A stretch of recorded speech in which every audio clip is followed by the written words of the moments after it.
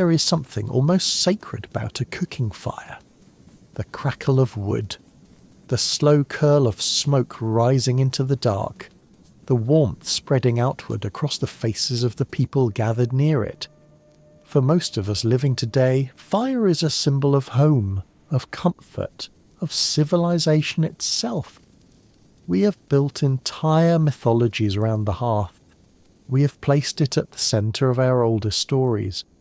We light candles at dinner tables not because we need the light, but because something deep and wordless inside us responds to flame. Something old, something that remembers. And yet, for most of human history, that fire was not lit every day. This is a quiet and surprising truth, one that tends to sit uncomfortably with our modern assumptions. We imagine the ancient human as a creature huddled around a permanent flame, roasting meat every evening, warming hands through every cold night. We imagine fire as the constant companion of our ancestors, the steady heartbeat of early life. But the archaeological record, read carefully and honestly, tells a more nuanced story. A story in which fire was precious, occasional, laborious to produce, and far less routine than we have assumed. And that raises a slow and interesting question. If fire was not a daily event for most of human history, what did daily life actually look like? What did early humans eat when the fire was cold? How did they stay warm? How did they survive? And what does this tell us about the biology we carry inside our bodies today? The biology that still governs our hunger, our digestion, our sleep, and our relationship with warmth and cold. To begin to answer these questions, we need to go back, much further back than cooking pots and stone hearths. We need to go back to a time before fire was mastered at all. A time when the human lineage was only just beginning to separate itself from the rest of the animal kingdom. A time when our ancestors moved through landscapes we would find nearly unrecognizable today. And we need to sit with the slowness of that world for a while. Because slowness is the first thing we need to understand. The ancient world moved at a pace that modern life has almost entirely forgotten. Let us begin with the body itself. The human body is, in many ways, a living document of its own past. Every system inside it carries evidence of the world in which it was built. The digestive system, the immune system, the nervous system, the way the body stores fat and releases energy, the way it responds to heat and cold, the rhythms of sleep and waking. All of these systems were shaped by millions of years of experience in environments that had nothing to do with stoves, refrigerators, supermarkets, or central heating. The genus Homo, the broad category of human-like creatures to which we belong, is roughly 2.5 million years old.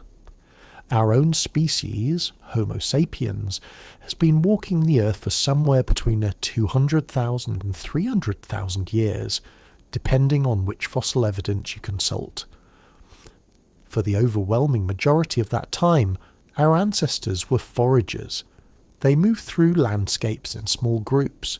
They gathered plant foods. They scavenged and eventually hunted animal foods. They slept on the ground or in simple shelters. They had no agriculture, no permanent settlements, no stored food supplies. Their lives were shaped entirely by the immediate availability of resources in their environment. And within that life, fires played a role that was important but irregular, intermittent, opportunistic. Nothing like the constant domestic flame we imagine when we picture ancient life. The earliest evidence of fire use by hominins is deeply uncertain in its dating. There are traces of burned materials at sites like Wonderwork Cave in South Africa that some researchers have dated to roughly 1 million years ago. There are burned animal bones at Gesher Beno Yaakov in Israel from roughly 700,000 years ago. But these traces do not tell us whether hominins were producing fire deliberately or simply exploiting naturally occurring fire, a lightning-struck tree, a bush fire sweeping across the savannah. Early hominins were almost certainly opportunists.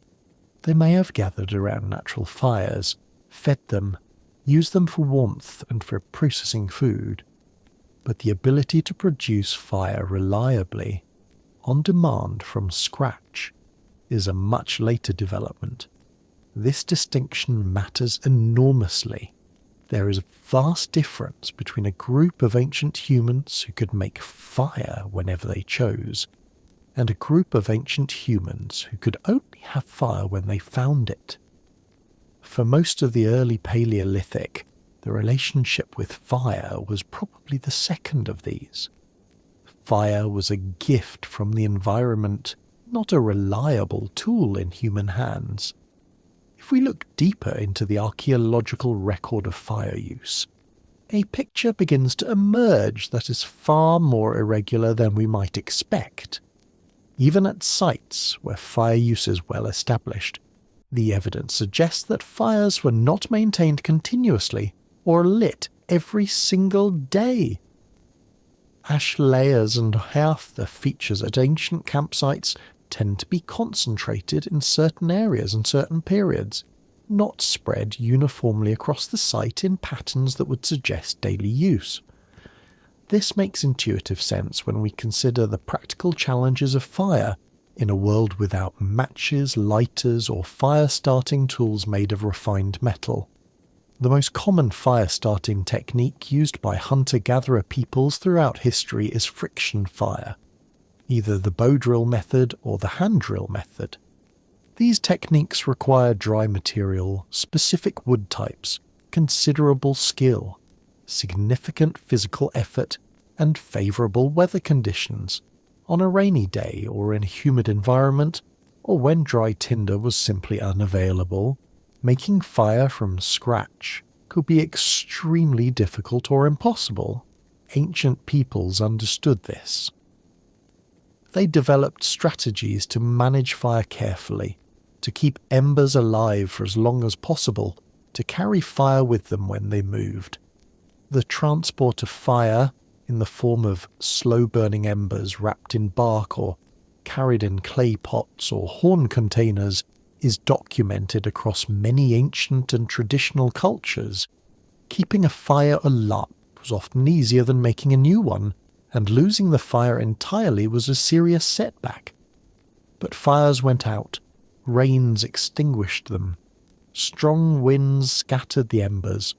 Moves to new campsites sometimes meant leaving a fire behind when carrying it was impractical, and in such cases the group faced a period without fire until conditions allowed them to make another, or until they encountered a natural fire source they could exploit. During those fireless periods, life continued. Food was eaten. People stayed warm by other means. Children slept. Elders rested. The world did not stop simply because the fire was cold. And this is where things become genuinely interesting from an evolutionary perspective, because the human body, shaped by millions of years in a world where fire was irregular and unreliable, developed remarkable adaptations for living without it. Consider the question of food first. When we think about cooking, we tend to think of it as simply a method of making food taste better. But cooking does something far more fundamental. It transforms the nutritional availability of food. It breaks down tough plant fibers, making them easier to digest and extract energy from. It denatures proteins, making them more accessible. It kills pathogens that might cause illness. It softened hard tubers and seeds that would otherwise be difficult or impossible for human teeth and digestive systems to process effectively. The primatologist and anthropologist Richard Wrangham has argued persuasively that cooking was not merely a convenience for early humans, but a key driver of evolutionary change. His hypothesis, developed extensively in his book on the subject, proposes that the mastery of cooking, even irregular cooking, fundamentally altered the human body's relationship with food. It allowed early humans to extract more calories from the same amount of raw material, which may have contributed to the reduction in gut size and the increase in brain size that distinguishes Homo sapiens from earlier hominins. But here is the important nuance. Wrangham's hypothesis concerns the general evolutionary impact of cooking over hundreds of thousands of years. It does not require that cooking happened every single day. The human body that evolved under the influence of occasional cooking retained enormous capacity for processing raw and uncooked foods. It retained the digestive flexibility of an animal that could not always count on fire, and that flexibility is still inside us today. The human digestive system can process a remarkable range of raw plant and animal foods. Many traditional peoples around the world consume significant quantities of raw foods, including raw meat in certain contexts, raw fish, unprocessed tubers, wild fruits, seeds, and leaves. The body handles these foods with enzymes and acids that have been present in the human digestive system since long before cooking became common. We are at our biological core omnivores capable of surviving without fire. Cooking improved our efficiency. It gave us an edge. But it was never a strict requirement for survival. This is a profound thing to sit with quietly. The body you inhabit right now, the body that reaches for the stove or the microwave or the takeaway menu, is a body that was built for a world where none of those things existed. It is a body designed through millions of years of selection to find food, process it with or without heat, extract what it needs, and the modern kitchen is a beautiful and convenient luxury, but your digestive system was never waiting for it. Now let us think about hunger. The modern relationship with hunger is a strange one. For most people in industrialized societies, hunger is an inconvenience to be addressed immediately. The gap between feeling hungry and eating something is often measured in minutes. Food is available almost everywhere, at almost all hours. The body's hunger signal is rarely allowed to persist for long. But for most of human history, hunger was a regular and expected companion. It was not a sign that something had gone wrong. It was simply the body's natural communication about its energy state, and it was something that early humans lived with for extended periods, sometimes by necessity, and sometimes, interestingly, by circumstance rather than choice. When fire was not available, certain foods that required cooking became temporarily inaccessible or less appealing. Hard tubers might be edible raw, but required much more chewing and provided fewer calories than their cooked equivalents. Some grains and legumes, while technically edible raw in small quantities, were much more efficiently processed when cooked. Without fire, the diet shifted toward foods that required no heat. Ripe fruits, which are sweet and digestible without cooking. Honey, a concentrated energy source that needs no preparation. Raw meat and organs from freshly killed animals, which many traditional peoples around the world consume regularly and safely. Soft plant foods like young leaves, shoots and berries. Nuts and seeds with soft shells. The body adapted to these shifts seamlessly, because the body had been doing them for millions of years. It knew how to run on ripe fruit for a few days. It knew how to run on a large animal carcass eaten raw or minimally processed. It knew how to draw on stored fat reserves when plant foods were scarce and fire was unavailable. The metabolic flexibility of the early human body was extraordinary, and traces of that flexibility remain in all our physiology today. From an evolutionary perspective, the ability to shift fluidly between different fuel sources, between glucose from carbohydrates, fatty acids from fat stores, and ketone bodies produced from fat metabolism, was one of the most important adaptive features of the human body. This metabolic flexibility allowed ancient humans to survive the unpredictable fluctuations of their food environment. A day with plenty of ripe fruit, and a day with only a raw animal carcass, and a day with almost nothing at all required different metabolic strategies. The body moved between them without confusion, without breakdown, without the kind of metabolic dysfunction that now plagues modern populations eating a constant, unvarying diet of heavily processed foods. To understand the rhythm of ancient eating, we need to understand the rhythm of ancient movement. Hunter-gatherers were not sedentary. They moved constantly. Studies of contemporary and historically documented hunter-gatherer groups suggest that adult males typically walked between 10 and 15 kilometers per day on average, with considerably more distance covered on hunting days. Women foraging for rare plant foods might cover between 5 and 10 kilometers in a typical foraging day. Children ran, climbed, played, and explored. The elderly moved less, but even older members of hunter-gatherer bands were far more physically active by modern standards than the vast majority of people in industrialized societies today. This constant movement had a direct relationship with the fire situation. Hunter-gatherer groups moved campsites regularly, sometimes every few days, sometimes every few weeks, depending on the season, the availability of resources, and the social dynamics of the group. Each move presented a challenge for fire maintenance. Carrying live embers was possible, but required attention and care.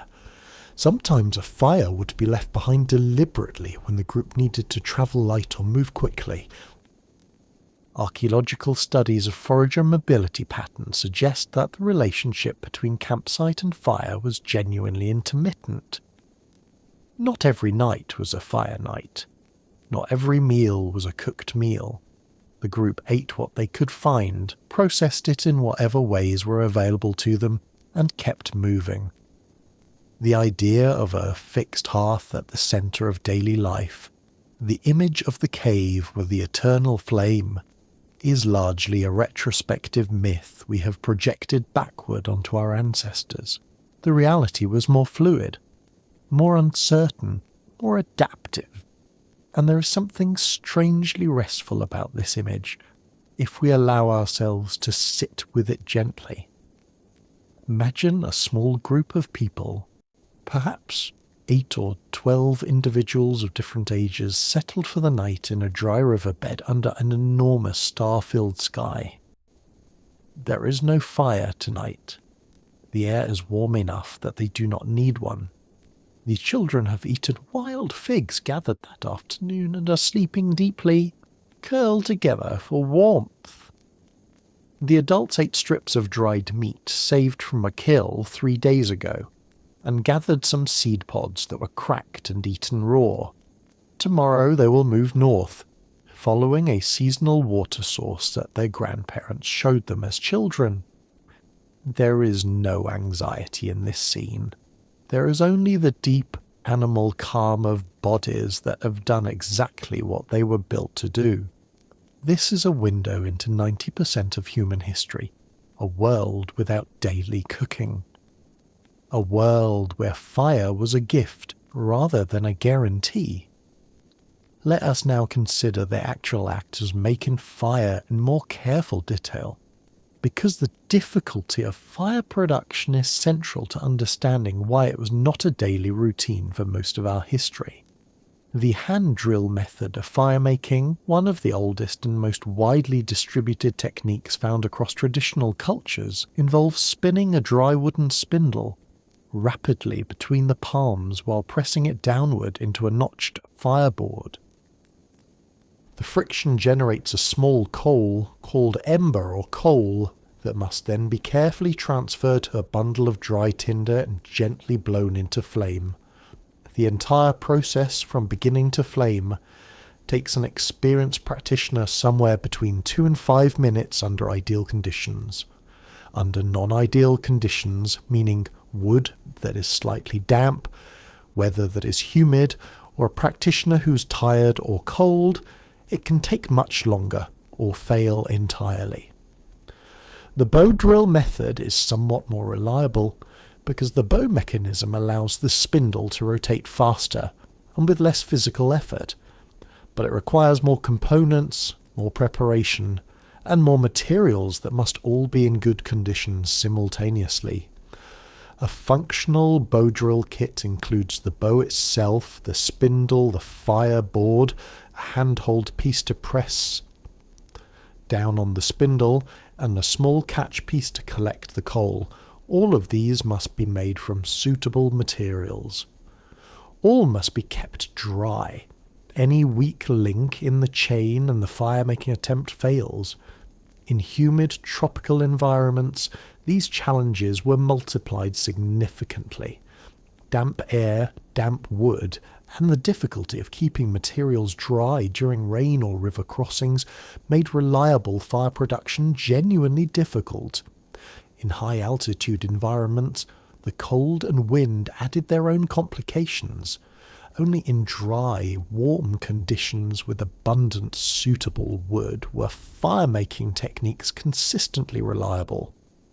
Researchers who study traditional fire-making skills note that mastery of friction fire is a genuine skill that requires practice, physical conditioning, and knowledge of local materials. Children in traditional communities typically began learning these skills in childhood and did not achieve reliable competency until adolescence or early adulthood. Older individuals with arthritic hands or reduced grip strength might find the techniques very difficult. This means that within any given group the ability to make fire was unevenly distributed. Some individuals were skilled firemakers, others depended on them. If the skilled firemaker was ill or absent or the materials were unsuitable, the group might go without fire for an extended period.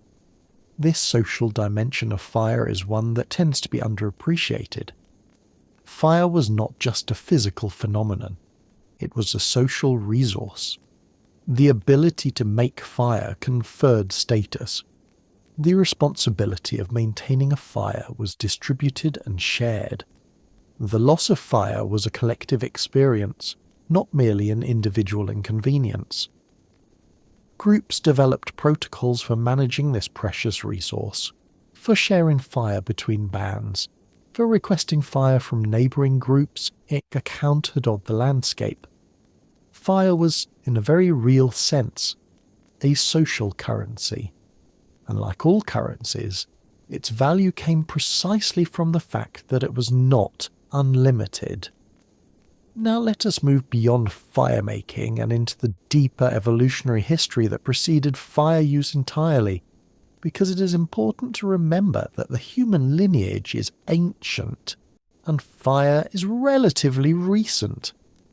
For the vast majority of the time that human-like creatures have walked the earth, fire was not part of the picture at all.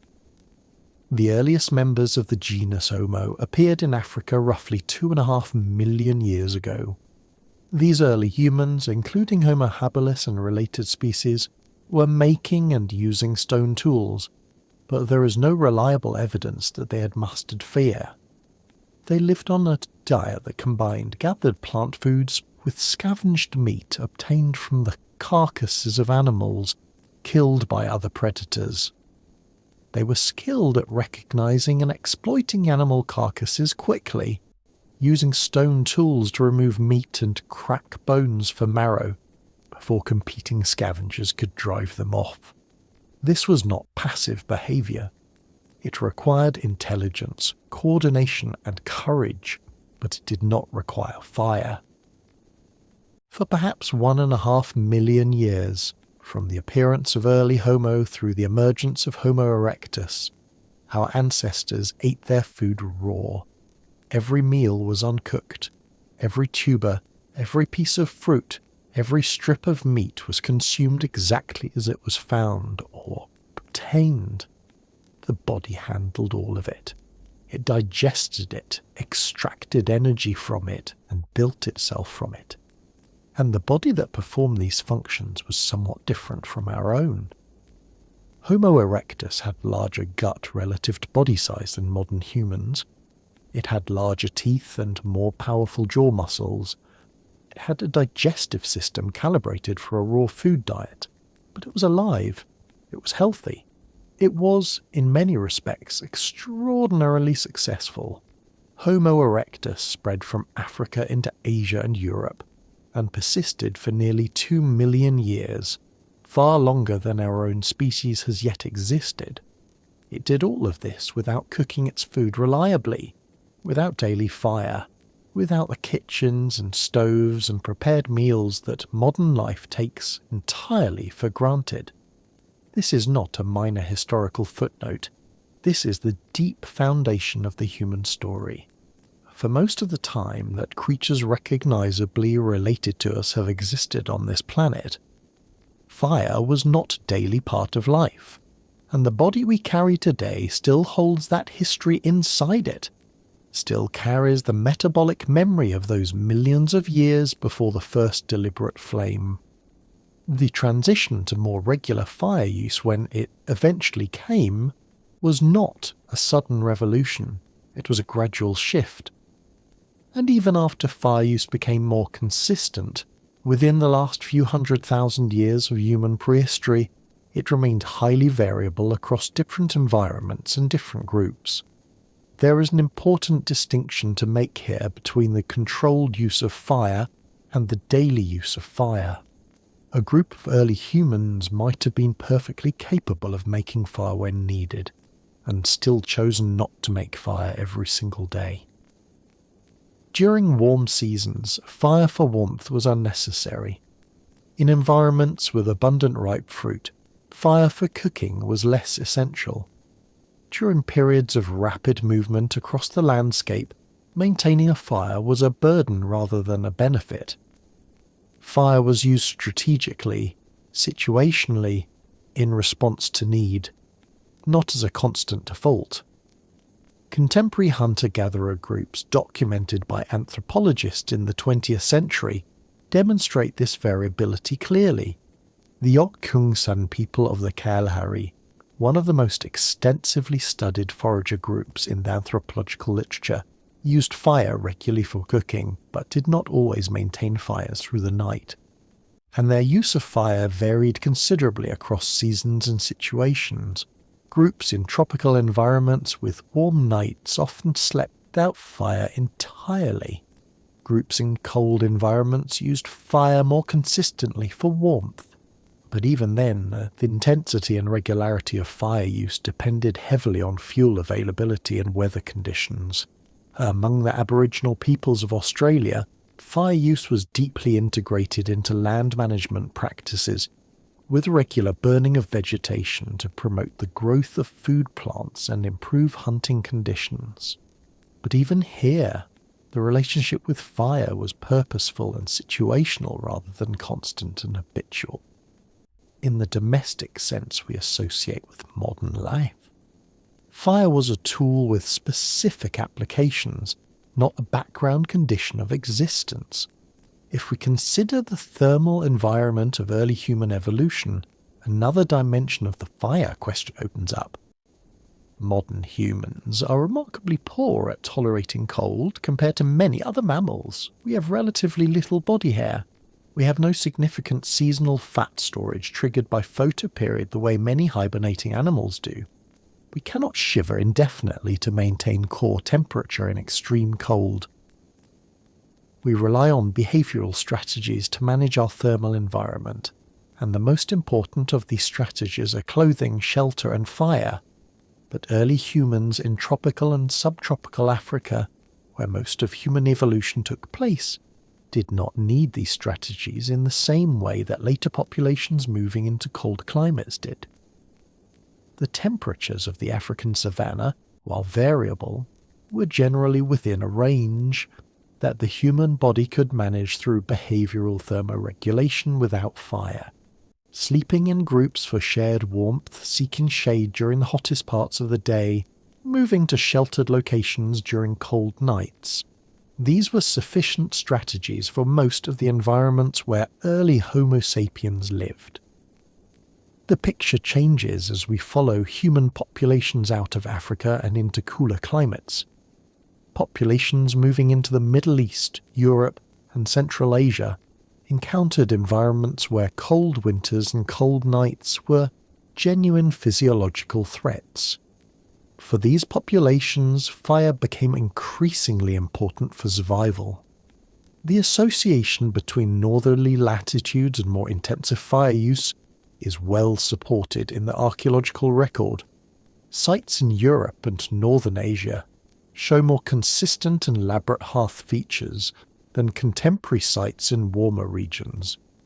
Cold drove regular fire use in ways that warm climates simply did not require.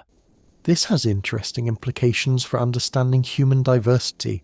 The role of fire in daily life was not uniform across our species. It varied by latitude, by season, by the specific ecology of different regions, and by the cultural and technological traditions of different groups. There was no single universal human fire experience.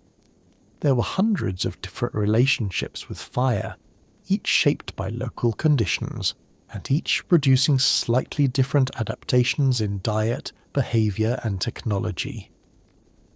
Consider now what happened when a fire was made. The preparation and the gathering, the social ritual of it. When early humans did light a fire, it was often a meaningful communal event. The archaeological evidence from well-preserved hearth sites suggests that fires were gathering points. Bones from multiple different animals appear around hearths, suggesting that food was being shared among group members. The spatial arrangement of artifacts and food remains around ancient hearths, implies that groups sat together, facing the fire, eating, talking, perhaps sleeping near the warmth. The anthropologist Polly Riesner conducted a fascinating study of Kalahari Sam people in the 1970s and early 1980s, recording the content of conversations held during the day versus conversations held around fires at night. Her analysis, published decades later, found a striking difference. Daytime conversations tended to be practical. Discussions of work, resource allocation, complaints, and economic exchanges. Nighttime fire conversations were dramatically different. They were dominated by storytelling, the sharing of information about distant people and places, discussions of spiritual matters, the exchange of cultural knowledge. The fire, in other words, was not just a source of warmth and cooked food. It was a context for a particular kind of human interaction, a space where the deep social and intellectual life of the group could unfold. This finding has profound implications for how we understand fire in human evolution.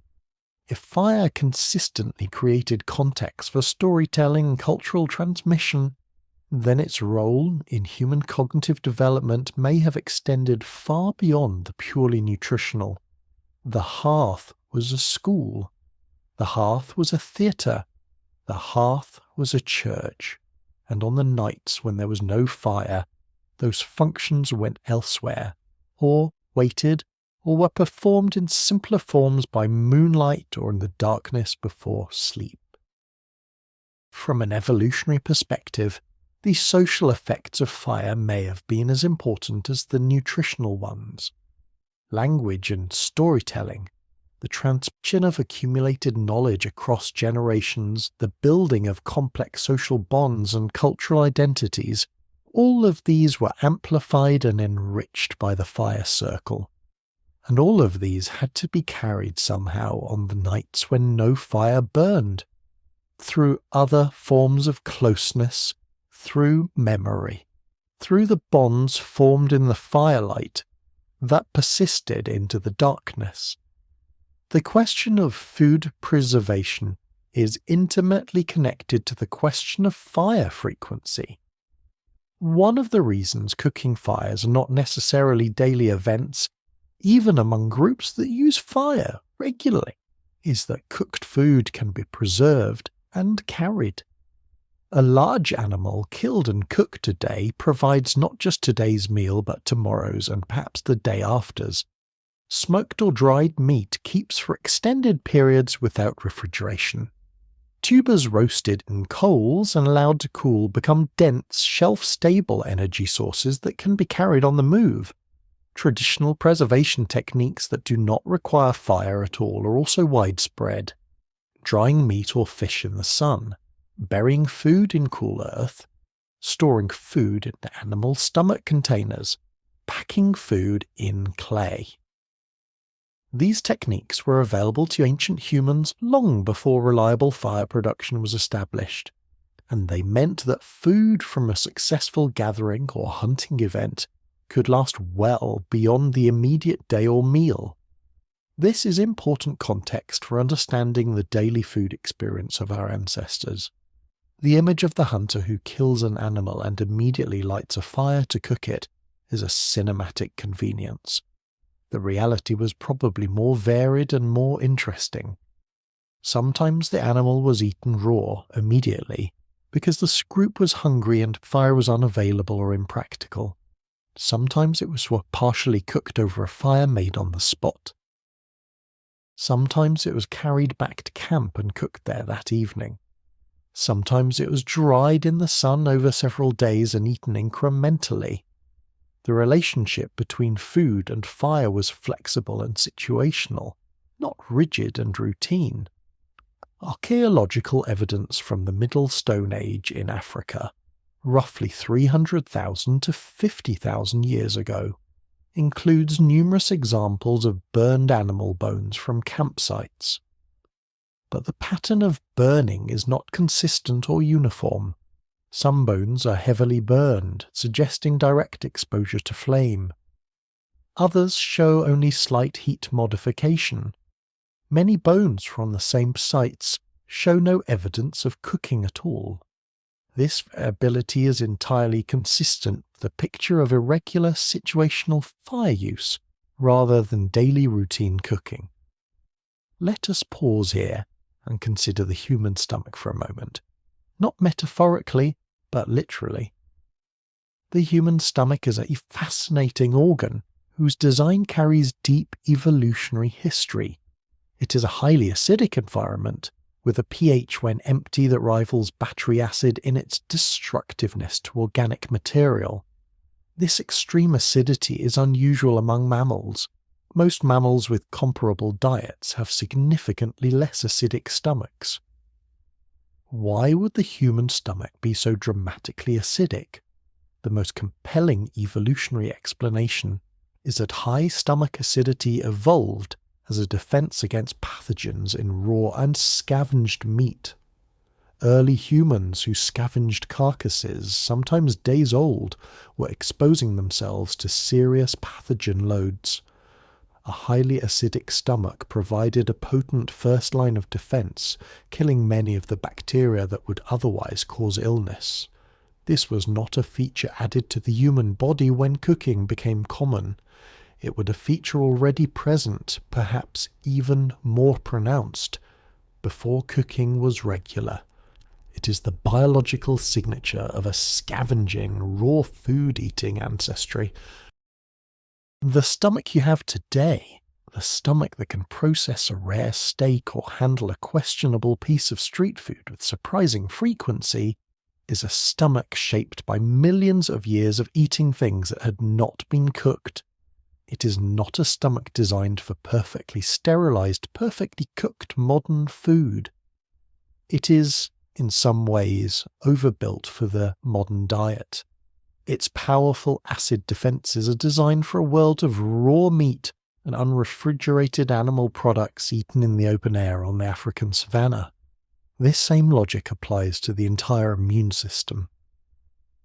The human immune system, particularly the innate immune system, that provides the first response to microbial invaders, is calibrated for a world of constant, varied microbial exposure. Hunter-gatherers ate food that was alive with microorganisms. They ate soil clinging to plant roots. They drank from streams and rivers. They ate insects and grubs. They handled raw meat with their bare hands. Their microbiome, the community of microorganisms living in and on the human body, was extraordinarily diverse as a result. Modern research on the microbiome of contemporary hunter-gatherer groups, including the Hadza of Tanzania, one of the last remaining groups whose lifestyle most closely approximates that of ancient foragers, reveals a diversity of gut bacteria that is dramatically greater than the diversity found in the gut of the average person in an industrialized society. And this diversity is associated, in the research literature, with better immune function, lower rates of autoimmune and inflammatory disease, more stable mood and mental health, and more robust metabolic function. All of this was built, at least in part, by a life that did not include daily cooking fires.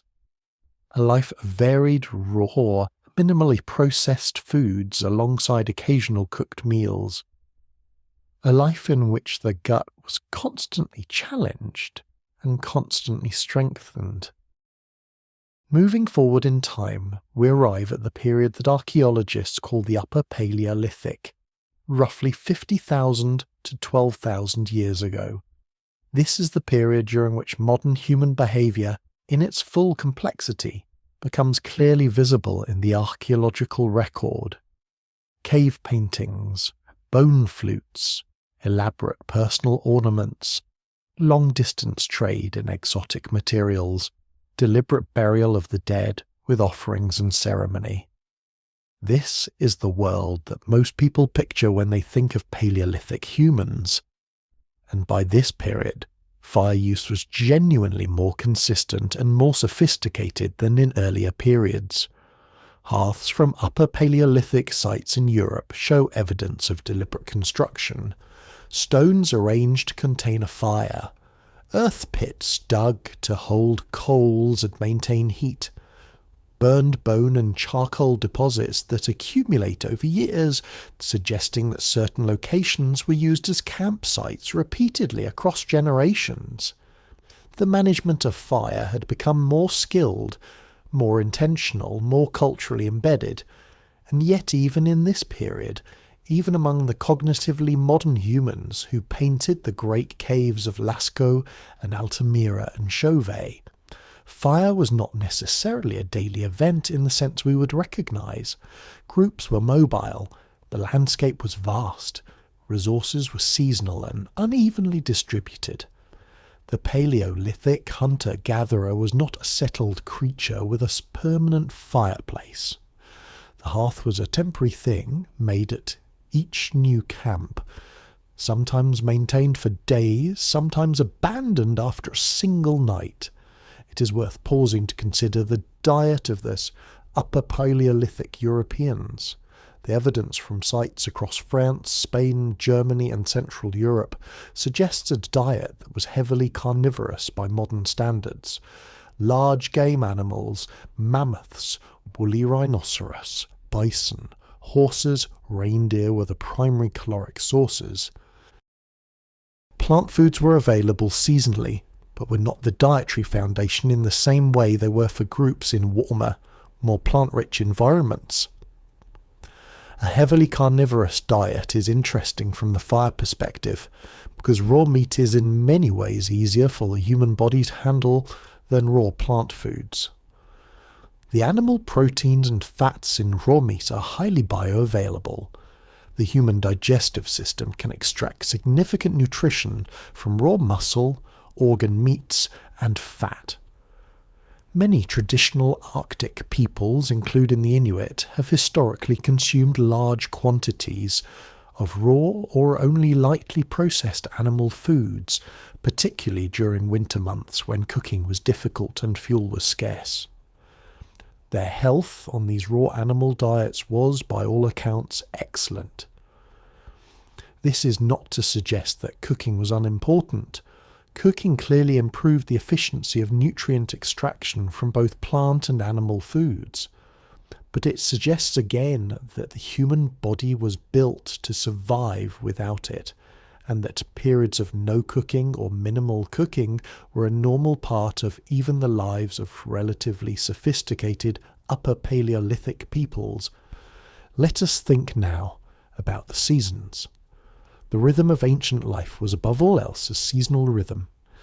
Summer and winter, wet season and dry season, the time of fruit and the time of root, the time of plenty and the time of scarcity. These rhythms governed everything: the movement of animals, the availability of plant foods, the temperature of nights, the length of days, and yes, the conditions under which fire could be made and maintained. In temperate climates, summer months presented interesting fire-related dynamics. Long, warm days meant that warmth was less critical. The long, light evenings reduced the need for fire as a light source at night. Ripe fruit, berries, and other gathered plant foods that required no cooking were abundantly available. Insects and eggs were plentiful. In many ways, summer was a season when fire might actually be used less than in other parts of the year, despite better weather conditions for fire-making. Winter, by contrast, created urgent need for fire, particularly in colder environments. Cold nights demanded warmth. Certain animal foods that might be acceptable raw in summer were more palatably and safely consumed cooked. The social function of the fire circle became particularly important during long, dark winter nights, when darkness came early and the group spent many hours huddled together. Spring and autumn were transitional periods with their own fire dynamics. Spring brought fresh plant growth and the return of migratory animals, with the associated increase in hunting activity and the social complexity of encountering other bands. Autumn brought the harvest of nuts and seeds, many of which were improved dramatically by roasting, and the intensive hunting and preservation of a large game before winter. In each of these seasons, fire played a different role. In each of these seasons, the frequency of fire use adjusted to the demands and opportunities of the moment. This seasonal variability in fire use is yet another piece of evidence that daily fire was an assumption our ancestors did not share. They were far more responsive to their immediate environment than we are, far more willing to adapt their behavior to what the world was offering on any given day. From an archaeological perspective, the study of ancient diets has advanced enormously in recent decades through the application of isotope analysis. By measuring the ratios of different carbon and nitrogen isotopes in ancient human bones, researchers can reconstruct the broad outlines of what different individuals ate over the course of their lives. This is because different food sources leave different isotopic signatures in the tissues of the body, signatures that persist in bone collagen for thousands of years after death. The isotopic evidence from Paleolithic human remains is fascinating. It reveals enormous variation, not just between populations in different environments, but within populations and even within individual lifetimes. Some individuals show isotopic signatures suggesting very heavy reliance on animal foods. Others show signatures more consistent with a more balanced plant-animal diet. This variation reflects both the diversity of environments across which ancient humans lived and the flexibility with which individuals and groups responded to changing resource availability. What the isotopic evidence does not show is any uniform, consistent dietary pattern that we might describe as a typical daily routine. The ancient human diet was, in a word, variable, highly, dramatically, sometimes unpredictably variable. And because diet and fire use were intimately linked, this dietary variability implies corresponding variability in fire use. A week of heavy fruit eating requires no fire. A successful large game hunt creates both the opportunity and the social motivation for a major cooking fire. A period of movement through unfamiliar landscape might involve whatever foods could be found and eaten quickly, cooked or raw, as conditions allowed. The transition from foraging to agriculture, which began in various parts of the world between roughly 12,000 and 10,000 years ago, represents the most significant shift in the human food relationship since the control of fire itself. And this transition, counterintuitively, initially made the dietary situation of many human populations worse rather than better. Populations that transitioned from foraging to early agriculture showed in the skeletal evidence clear signs of nutritional stress. Shorter stature, more dental caries, higher rates of iron deficiency anemia, more evidence of childhood growth disruption. The diversity of the pre-agricultural diet, which included dozens or hundreds of different plant species, wild game of many kinds, fish, insects, eggs and honey, was replaced by the narrow monotony of early farming. A few staple crops, perhaps some domesticated animals, and very little else. This narrowing of diet was accompanied by a narrowing of the fire relationship. Early farming communities developed more permanent settlements with more permanent hearths. The daily cooking fire became, for the first time in human history, a genuine routine rather than an occasional event. Grain crops, which formed the caloric foundation of early agriculture, generally required cooking to be digestible. Wheat, barley, millet, rice, these foods are difficult or impossible for the human digestive system to process in their raw state, without significant preparation, including grinding and heating. So in a profound irony, the development of agriculture, often presented as a great leap forward in human civilization, actually created the first human population genuinely dependent on daily cooking fires. The 90,000 years or more of human history before agriculture, the vast majority of our species' existence had been lived without this dependence. And when the dependence came, it brought with it all the vulnerabilities of a narrow diet cooked in a fixed location over a permanent hearth. The agricultural transition was, in many ways, a trap. Once a population committed to farming, there was no easy return. The population grew, supported by the caloric density of grain crops, to a level that the pre-agricultural landscape could never have supported. The accumulated knowledge of wild food processing, of foraging routes, of seasonal resource mapping began to fade from memory over generations. The body itself began to adapt, slowly, to the new reality of daily cooked grains and domesticated animal products. The intestinal capacity for raw food diversity contracted. The microbiome shifted. The teeth changed shape over centuries in response to the new diet. We are, to a remarkable degree, the physical descendants of these early farming populations rather than of their foraging ancestors. The bodies most of us inhabit today carry the genetic and physiological legacy of 10,000 years of agriculture. And yet underneath that recent adaptation, the deeper evolutionary history remains, the stomach acid that was calibrated for scavenged meat, the metabolic flexibility that allowed survival without daily cooking, the gut that could process dozens of different plant species in a single week. All of this persists, slightly dulled by recent millennia, but fundamentally present. let us take a quiet moment to consider the night. In ancient human life, night was a fundamentally different kind of experience than it is for most people today. There was no electric light. The darkness of a moonless night, far from any fire, was complete and absolute in a way that is almost possible for modern urban people to imagine. Stars fill the sky with a brilliance that urban light pollution has made inaccessible to most of humanity.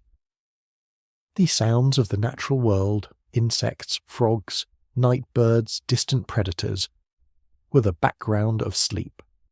In this context, fire served multiple functions beyond cooking and warmth. It was a psychological anchor. The circle of firelight defined a space of relative safety in the darkness.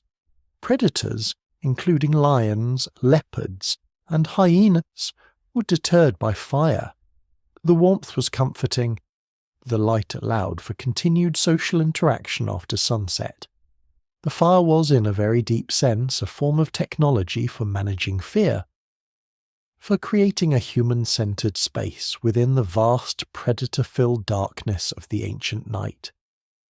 On nights without fire, ancient humans managed the psychological dimension of darkness, a close nest, sleeping in tight groups with bodies pressed together for warmth and comfort and mutual alertness. The sounds of sleeping companions were themselves reassuring, signs that the group was present and intact. Older children slept touching younger children. Adults slept on the outside of the group, forming a protective perimeter with their bodies. This was not a choice. It was an instinct shaped by millions of years of group living in the presence of predators. The human need for physical closeness in sleep, a need that modern sleeping arrangements have almost entirely suppressed, is a legacy of this ancient darkness management strategy. The comfort of sleeping near another body, the slight relaxation that comes from the sound of another person breathing nearby. These responses were built into the human nervous system by the need to sleep safely in a world without fire, in a world where the darkness was complete and the predators were real. The modern epidemic of sleep disorders, of insomnia, of the inability to fall into deep restful sleep, may have at least some of its roots in the mismatch between the sleeping conditions our nervous systems were built for and the conditions in which we actually sleep.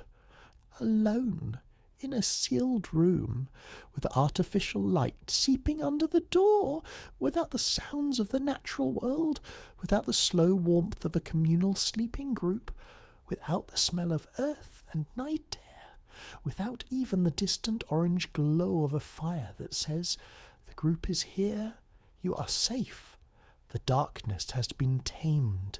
Think now about the children in this ancient picture.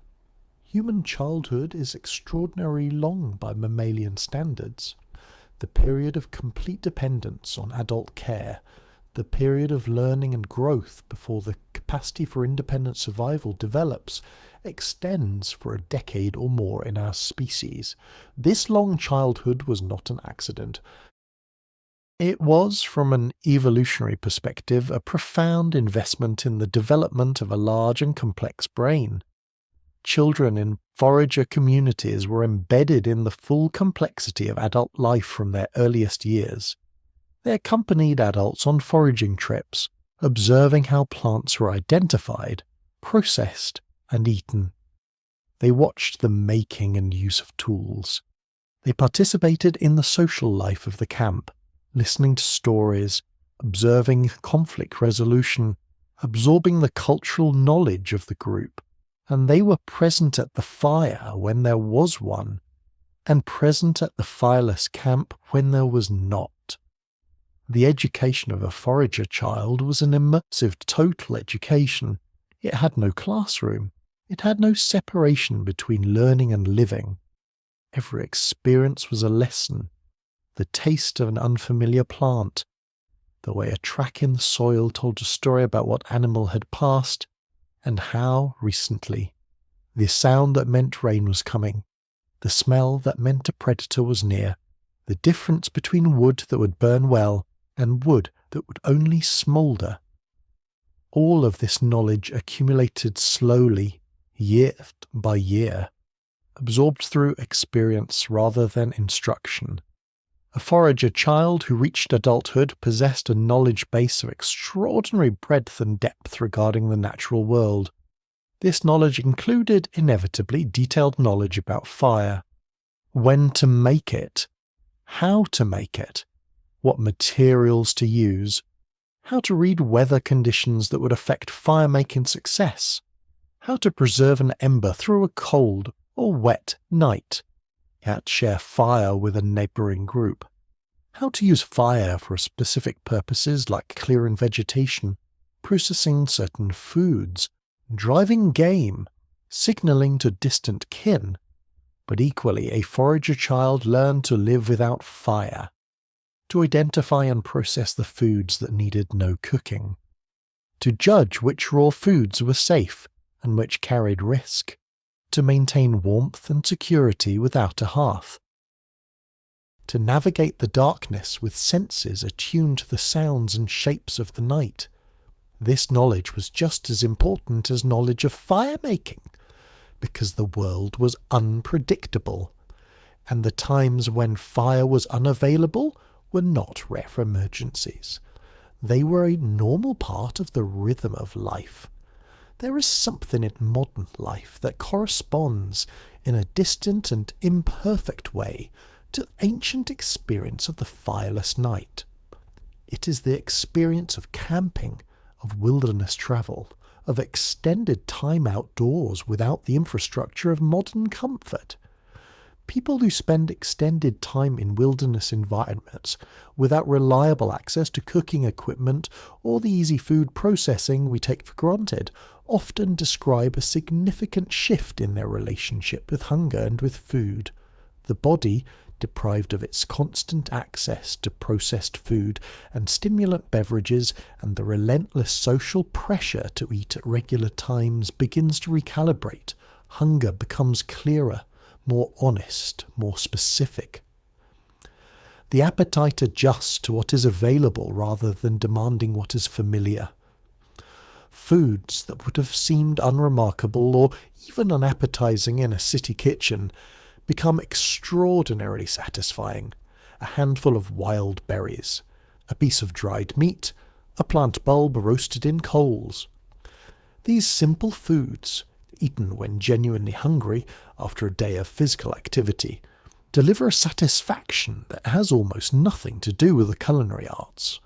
What wilderness travellers are experiencing in part is the reactivation of systems that were primary in ancient human life, but have been pushed to the background by the unrelenting abundance of modern food. The body's ability to assess and respond to real nutritional need. The pleasure of eating that is tied to genuine hunger rather than to boredom or stress or habit. The metabolic efficiency that kicks in when the body is not being constantly overfed with easily digestible processed foods. And often, people who return from extended wilderness experiences report that their sleep is transformed, deeper, more consistent, easier to fall into and easier to wake from. The body, after days or weeks of physical activity, seasonal eating, and genuine temperature variation, settled into sleep rhythms that feel profoundly natural in a way that habitual urban sleep does not. The ancient sleep systems, shaped by millions of years in a world without artificial light and climate control, and find their way to the surface when the modern overlays are removed. This is not nostalgia or romanticization. It is physiology. The body knows how to do this. It has been doing it for 200,000 years. It will still be doing it long after every stove and every microwave and every electric light has been forgotten. Let us now consider the question of nutrition more carefully, because the absence of daily cooking had profound implications for the nutritional landscape of ancient human life. Modern nutrition science has focused intensively on the nutrients found in cooked foods, because cooked foods are what almost everyone in the modern world eats. But the nutrients available from raw and minimally processed foods were, for most of human history, the primary nutritional environment of our species. Raw plant foods contain a range of biologically active compounds that are altered or destroyed by cooking. Many enzymes that aid in digestion are denatured by heat. Vitamin C, one of the most critical vitamins for human health, is significantly reduced by cooking. Various other heat-sensitive vitamins and phytochemicals are present in higher concentrations in raw plant foods than in their cooked equivalents.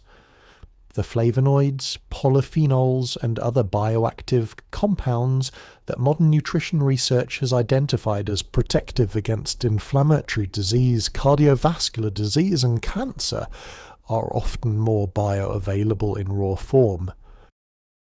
This does not mean that a fully raw diet is optimal for modern humans. The research on this question is genuinely complex, but it does mean that the nutritional profile of the ancient human diet, which included substantial raw plant and animal foods alongside periodic cooked meals, was different from the nutritional profile of a modern diet of predominantly cooked and processed foods, different in ways that may help explain some of the discrepancies between ancient and modern health outcomes. Archaeological evidence from well-preserved ancient populations suggests patterns of disease and health that differ substantially from modern patterns. Dental calculus, the hardened plaque that accumulates on teeth and can be analyzed from ancient skeletal remains, contains traces of the foods people ate. Studies of ancient dental calculus have found evidence of a remarkable diversity of plant foods in pre-agricultural populations, including many species that are rarely eaten today. This dietary breadth, achieved partly through a mix of raw and cooked consumption, was a form of nutritional insurance. No single food failure could devastate the diet. No single nutrient deficiency could go uncorrected because the next food in the foraging round would replenish it. The concept of seasonal eating is one that receives considerable attention in contemporary health and wellness discussions, often in rather vague and romanticized terms. But the ancient reality of seasonal eating was much more specific and much more demanding than its modern approximation. Ancient seasonal eating was not a dietary preference. It was a constraint imposed by ecology. You ate what was available, when it was available, in the quantities in which it was available. There was no alternative. In practical terms, this meant that ancient diets underwent enormous changes through the year. In late summer and early autumn in temperate environments, the diet might have been extraordinarily rich in sugars and carbohydrates from ripe fruits and berries, with nuts providing fats for energy storage. In winter, the diet might have shifted dramatically toward animal foods, fat, and stored plant foods. In early spring, fresh green shoots and newly available roots might have dominated the diet after months of relative scarcity. In summer, a diverse mixture of plant and animal foods with the highest diversity of the year was typical. Each of these seasonal phases had different fire implications. The late summer fruit-eating phase required minimal cooking. The winter fat and meat phase likely involved more intensive cooking when fire was available, both to make foods more digestible and to manage the social and psychological dimensions of winter camp life. The spring transition phase, when the body was emerging from winter scarcity into new abundance, was a time of particularly important nutrition, with fresh green plant foods providing micronutrients that had been scarce through winter. This seasonal variability in both diet and fire use created a kind of metabolic seasonality in the ancient human body. The body experienced periods of high carbohydrate availability and high insulin response, followed by periods of low carbohydrate availability and reliance on fat oxidation for energy. Periods of relative caloric abundance followed by periods of calculated restraint. Periods of intensive cooking followed by periods of raw food consumption. Modern research in metabolic health has identified this kind of variability as potentially protective. The concept of metabolic flexibility, the ability of the body to shift smoothly between different fuel sources, is now recognized as a key indicator of metabolic health. People who are metabolically flexible show lower rates of type 2 diabetes, lower rates of obesity, better cardiovascular outcomes, and better cognitive function. And metabolic flexibility is built, at least in part, through exposure to the kind of dietary variability that ancient forager life provided as a matter of course. The modern diet, with its constant availability of high carbohydrate, high sugar processed foods, its elimination of meaningful seasonal variation, and its delivery of calories in pre-cooked, pre-digested form around the clock, represents perhaps the most metabolically monotonous environment the human body has ever been asked to operate in. The ancient body was built for variety. The modern diet offers its opposite. From an evolutionary perspective, one of the most interesting questions we can ask about ancient fire use is what it did to human social structure. Fire and sociality are deeply intertwined in the human story, and the absence of regular fire had social implications just as its presence did. Without fire, without the gathering point of the hearth, ancient human groups used other focal points for social cohesion: shared sleeping locations, water sources, prominent landscape features that served as reference points and meeting places, the body of a freshly killed animal, which created a temporary centre of gravity for the group as meat was distributed and consumed. These social gathering points served similar functions to the fire circle. They brought the group together, created opportunities for communication and information sharing, reinforced social bonds, and allowed for the kind of coordinated decision-making that group living required. But the fire circle was unique in one important way: it extended social time into the night. Without fire, the darkness imposed a natural limit on social interaction. Once it was too dark to see clearly, most activities became difficult or impossible. People slept. The social day ended. But with fire, the social day continued, potentially for several hours into the night. Stories could be told, songs could be sung, disputes could be mediated in the warm light, plans could be made. This extension of the social day had profound implications for cognitive and cultural evolution.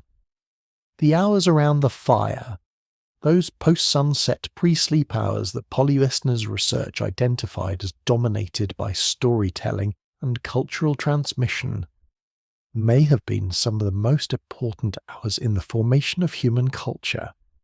The narrative traditions, the mythological frameworks, the accumulated wisdom about the natural world and human relationships that were transmitted through stories, all of this had its primary venue at the fire circle. On nights without fire, this cultural transmission happened in a different register, in the darkness, in whispers and murmurs before sleep, in the stories told by touch and sound rather than by gesture and expression. The fireless night was not culturally empty, but it was different. and the alternation between fire nights and fireless nights, between expanded social hours and early sleep, between narrative richness and quiet darkness, was part of the texture of ancient human life that we have almost entirely lost. As we approach the end of this long, slow journey through the history of fire and food and ancient life, it's worth pausing to consider what all of this means for the bodies we inhabit today. We are the products of millions of years of human evolution, and the vast majority of the evolution took place in a world where cooking fires were occasional rather than constant, where food was raw as often as cooked, where the gut was challenged by extraordinary dietary diversity, where the metabolism moved fluidly between feast and scarcity, between different fuel sources, between cooked and uncooked foods. The modern body dropped into the modern food environment of constant availability, constant cooking, constant sweetness and saltiness, and processed convenience, is in many ways a mismatch with its own design. It is not that modern food is bad in any simple moral sense. It is that the body was not built for it. The digestive system, the immune system, the metabolic systems, all were calibrated for a much more variable, much more challenging, much less reliable food environment. And when these systems are given nothing to calibrate against, when they are never asked to process a raw tuber, or go a day without a cooked meal, or deal with the cold discomfort of a fireless night, they begin, slowly and quietly, to lose the flexibility that made them extraordinary. This is not a counsel of despair. It is not a suggestion that we should abandon our kitchens and live in the wilderness. It is simply an invitation to hold the ancient history of our bodies with a degree of appreciation and respect, the stomach that can handle a raw oyster, the metabolism that can run cleanly on nothing for 16 hours, the gut that responds with pleasure to a diverse and varied diet of whole, minimally processed foods. These capacities are gifts from millions of years of ancestors who did not cook every day, who ate raw when they had to and cooked with celebration when they could, who knew hunger as a friend rather than an enemy, who slept on the ground without mattresses and woke before dawn and walked 15 kilometers before anything like breakfast. These ancestors are closer to us than we imagine. They are in our cells, in our enzymes, in the way our appetite shifts when we go too long without eating, in the deep pleasure we feel around a fire, in the instinct to sleep when darkness falls and to wake when light returns. All of this is ancient. All of this is us. There is a particular quality of stillness that comes late at night when you sit near a fire and let your thoughts settle. The flames require no response from you. They ask nothing. They give warmth and light without demand. And in that giving, they create a space in which the mind can move backward through time, or simply rest in the present moment with unusual depth. Perhaps this is why so many people report that sitting near a fire even today, even in a completely different context of a modern backyard or a camping trip or a winter fireplace, produces a quality of relaxation that is unlike almost anything else. It is not simply the warmth, it is not simply the visual interest of the moving flame. It is something older and deeper, something that recognizes the fire as familiar, as safe, as right.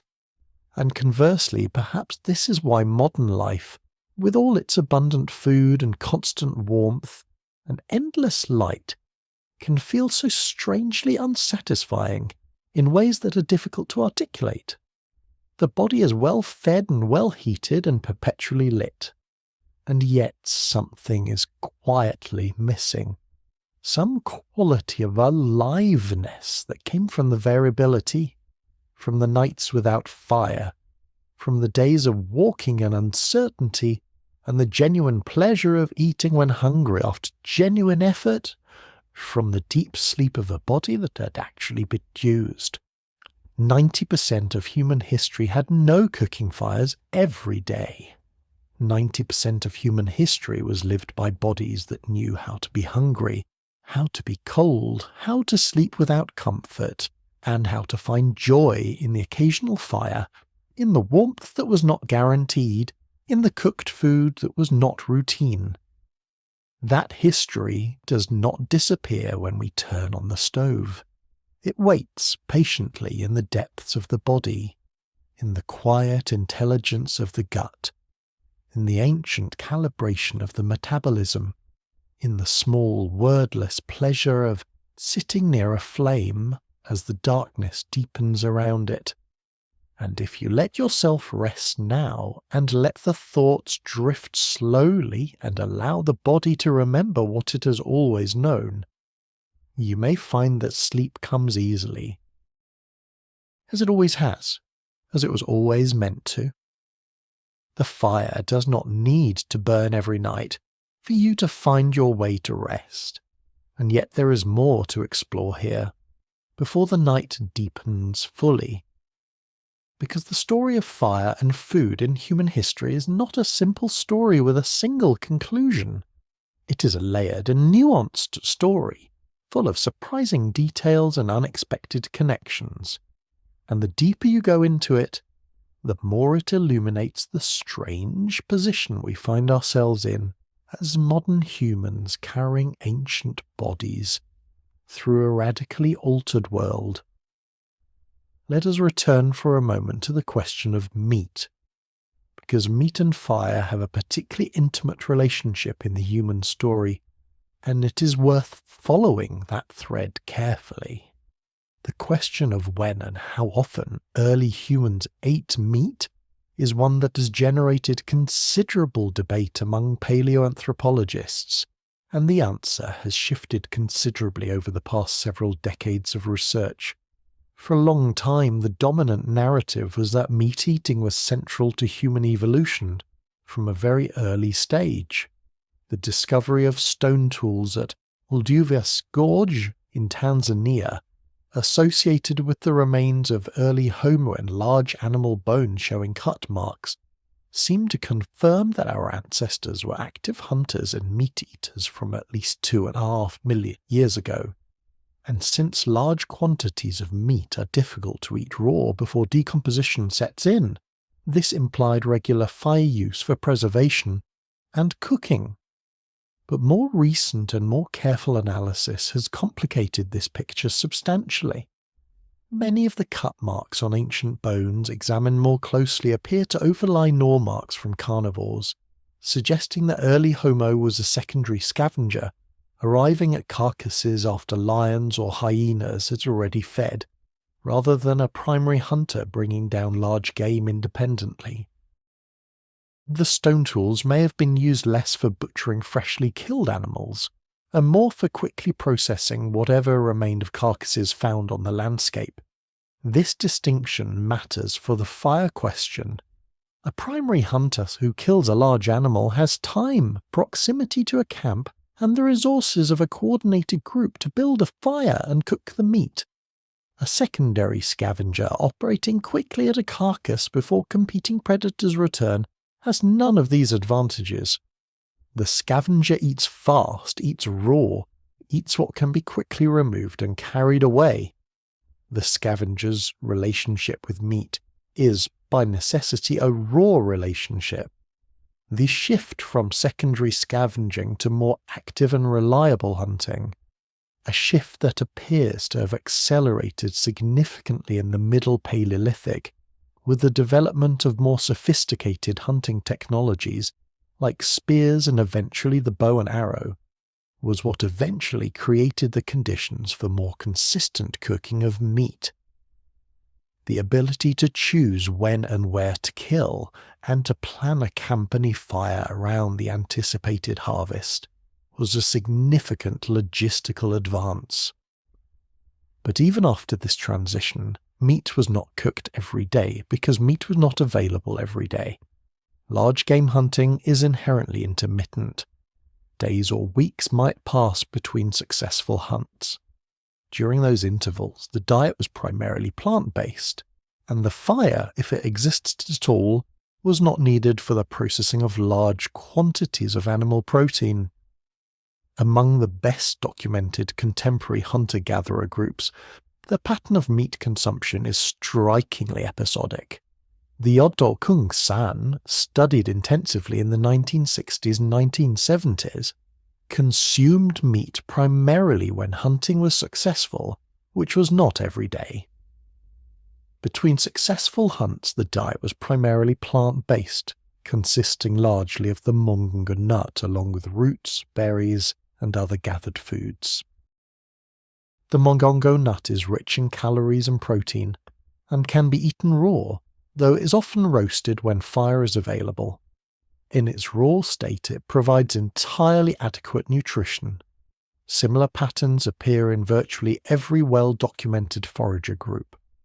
Meat, when it comes in abundance and is consumed rapidly by the entire group, often in a feast that emphasizes social sharing. Then there may be an extended period with little or no meat until the next successful hunt. This feast-fast pattern with respect to animal protein is so consistent across forager groups that it appears to reflect a genuine ecological reality of hunter-gatherer life rather than mere cultural preference. Animals are not reliably available in convenient daily portions. They come in bursts. The human body's response to protein is shaped by this pattern. The body can handle large quantities of protein in a single sitting when the meal calls for it. It can also manage extended periods of low protein intake by recycling proteins internally and reducing losses. The flexibility of the human protein metabolism is, once again, the legacy of a life lived with irregular access to animal foods. There is a question that sometimes arises in discussions of ancient diet that deserves careful attention. If ancient humans ate so variably, if they sometimes went days without a full meal, if their diet was sometimes predominantly raw and sometimes predominantly cooked, if fire was not a daily guarantee, how did they sustain the energy requirements of their physically demanding lives? The answer lies in fat, not the dietary fat we're familiar with from modern nutrition discussions, but the fat stored in the human body itself, and the fat stored in the animals ancient humans ate. Body fat, the body's own energy reserve, is the key to understanding how ancient humans sustained themselves through periods of food scarcity and irregular meals. The human body is remarkably good at storing fat and even more remarkably good at mobilizing it when needed. The metabolic pathway of fat oxidation, the process by which stored fatty acids are broken down to release energy, is one of the oldest and most fundamental energy pathways in animal biology. It predates the human species by hundreds of millions of years. It is deeply conserved and deeply reliable.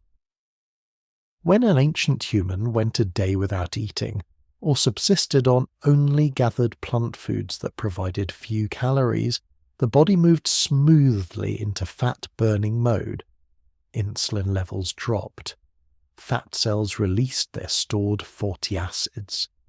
The liver began producing ketone bodies, an alternative fuel that the brain and other organs can use in place of glucose.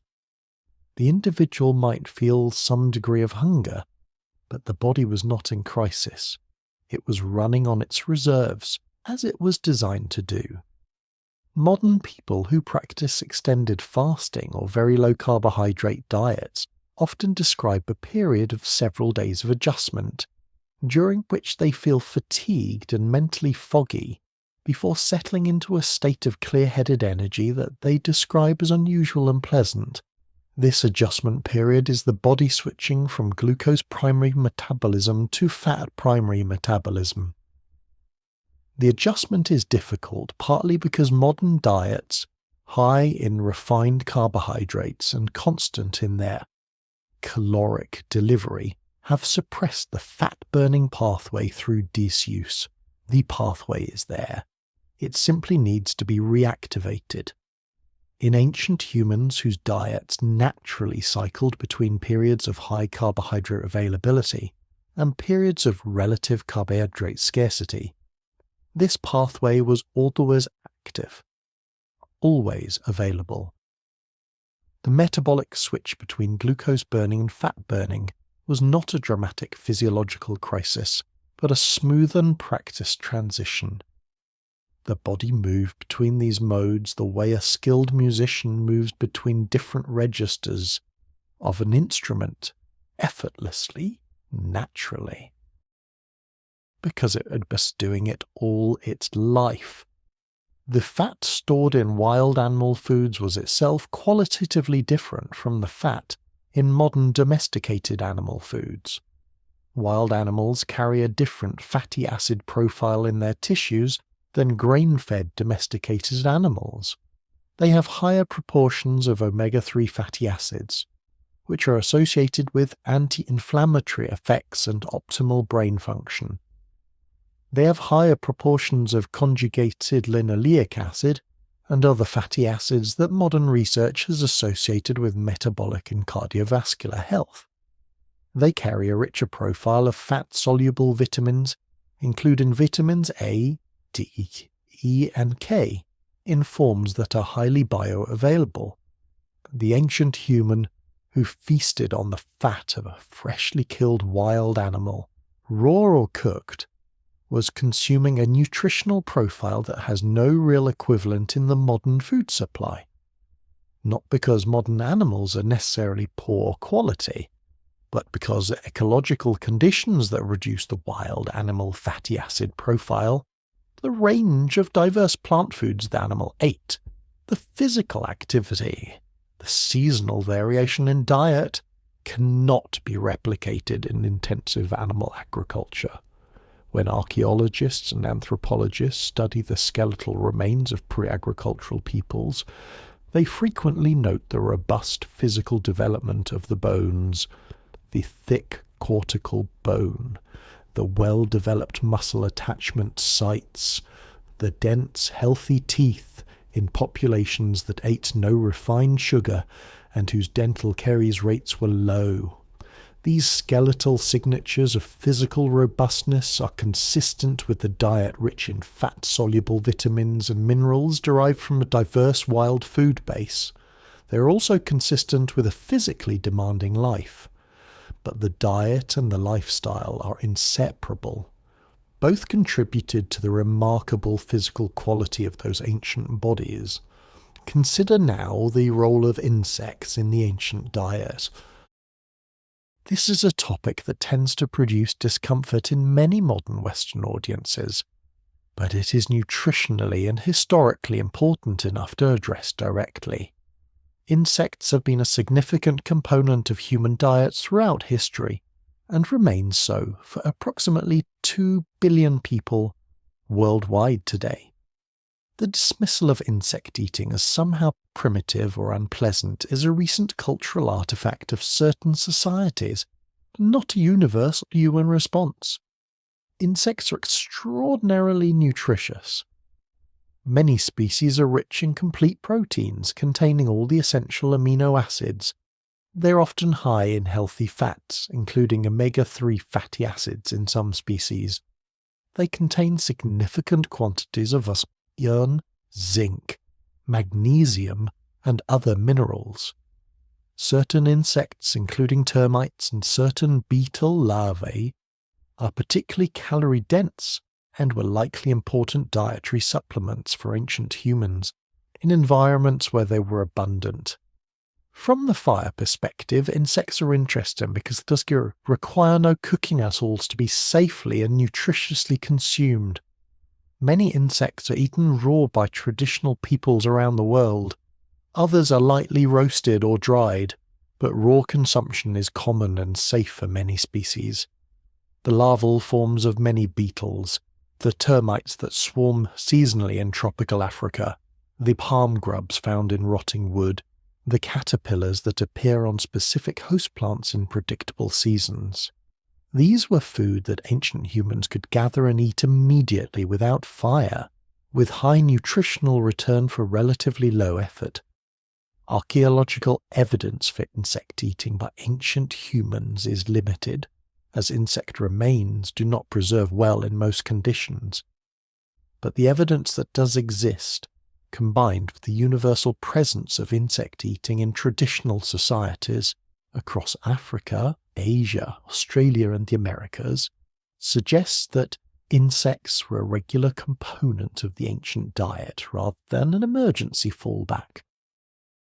In environments where termite mounds were abundant, seasonal termite swarms may have been significant caloric events, comparable in their nutritional impact to a successful plant harvest. Honey is closely related to the insect food tradition, and its importance in ancient human diets is much better documented, both archaeologically and through the study of contemporary forager groups. The Hadza of Tanzania consume honey with remarkable enthusiasm and dedicate significant time to honey hunting. The Hadza treat honey-guide birds, which lead humans to beehives in exchange for a share of the comb, as important partners in the food quest. Cave paintings from sites in Spain and South Africa dating to the Mesolithic depict human figures collecting honey from wild hives, confirming the deep antiquity of this practice. Honey requires no fire. It can be eaten exactly as it is found, straight from the comb, raw, sweet, energy-dense.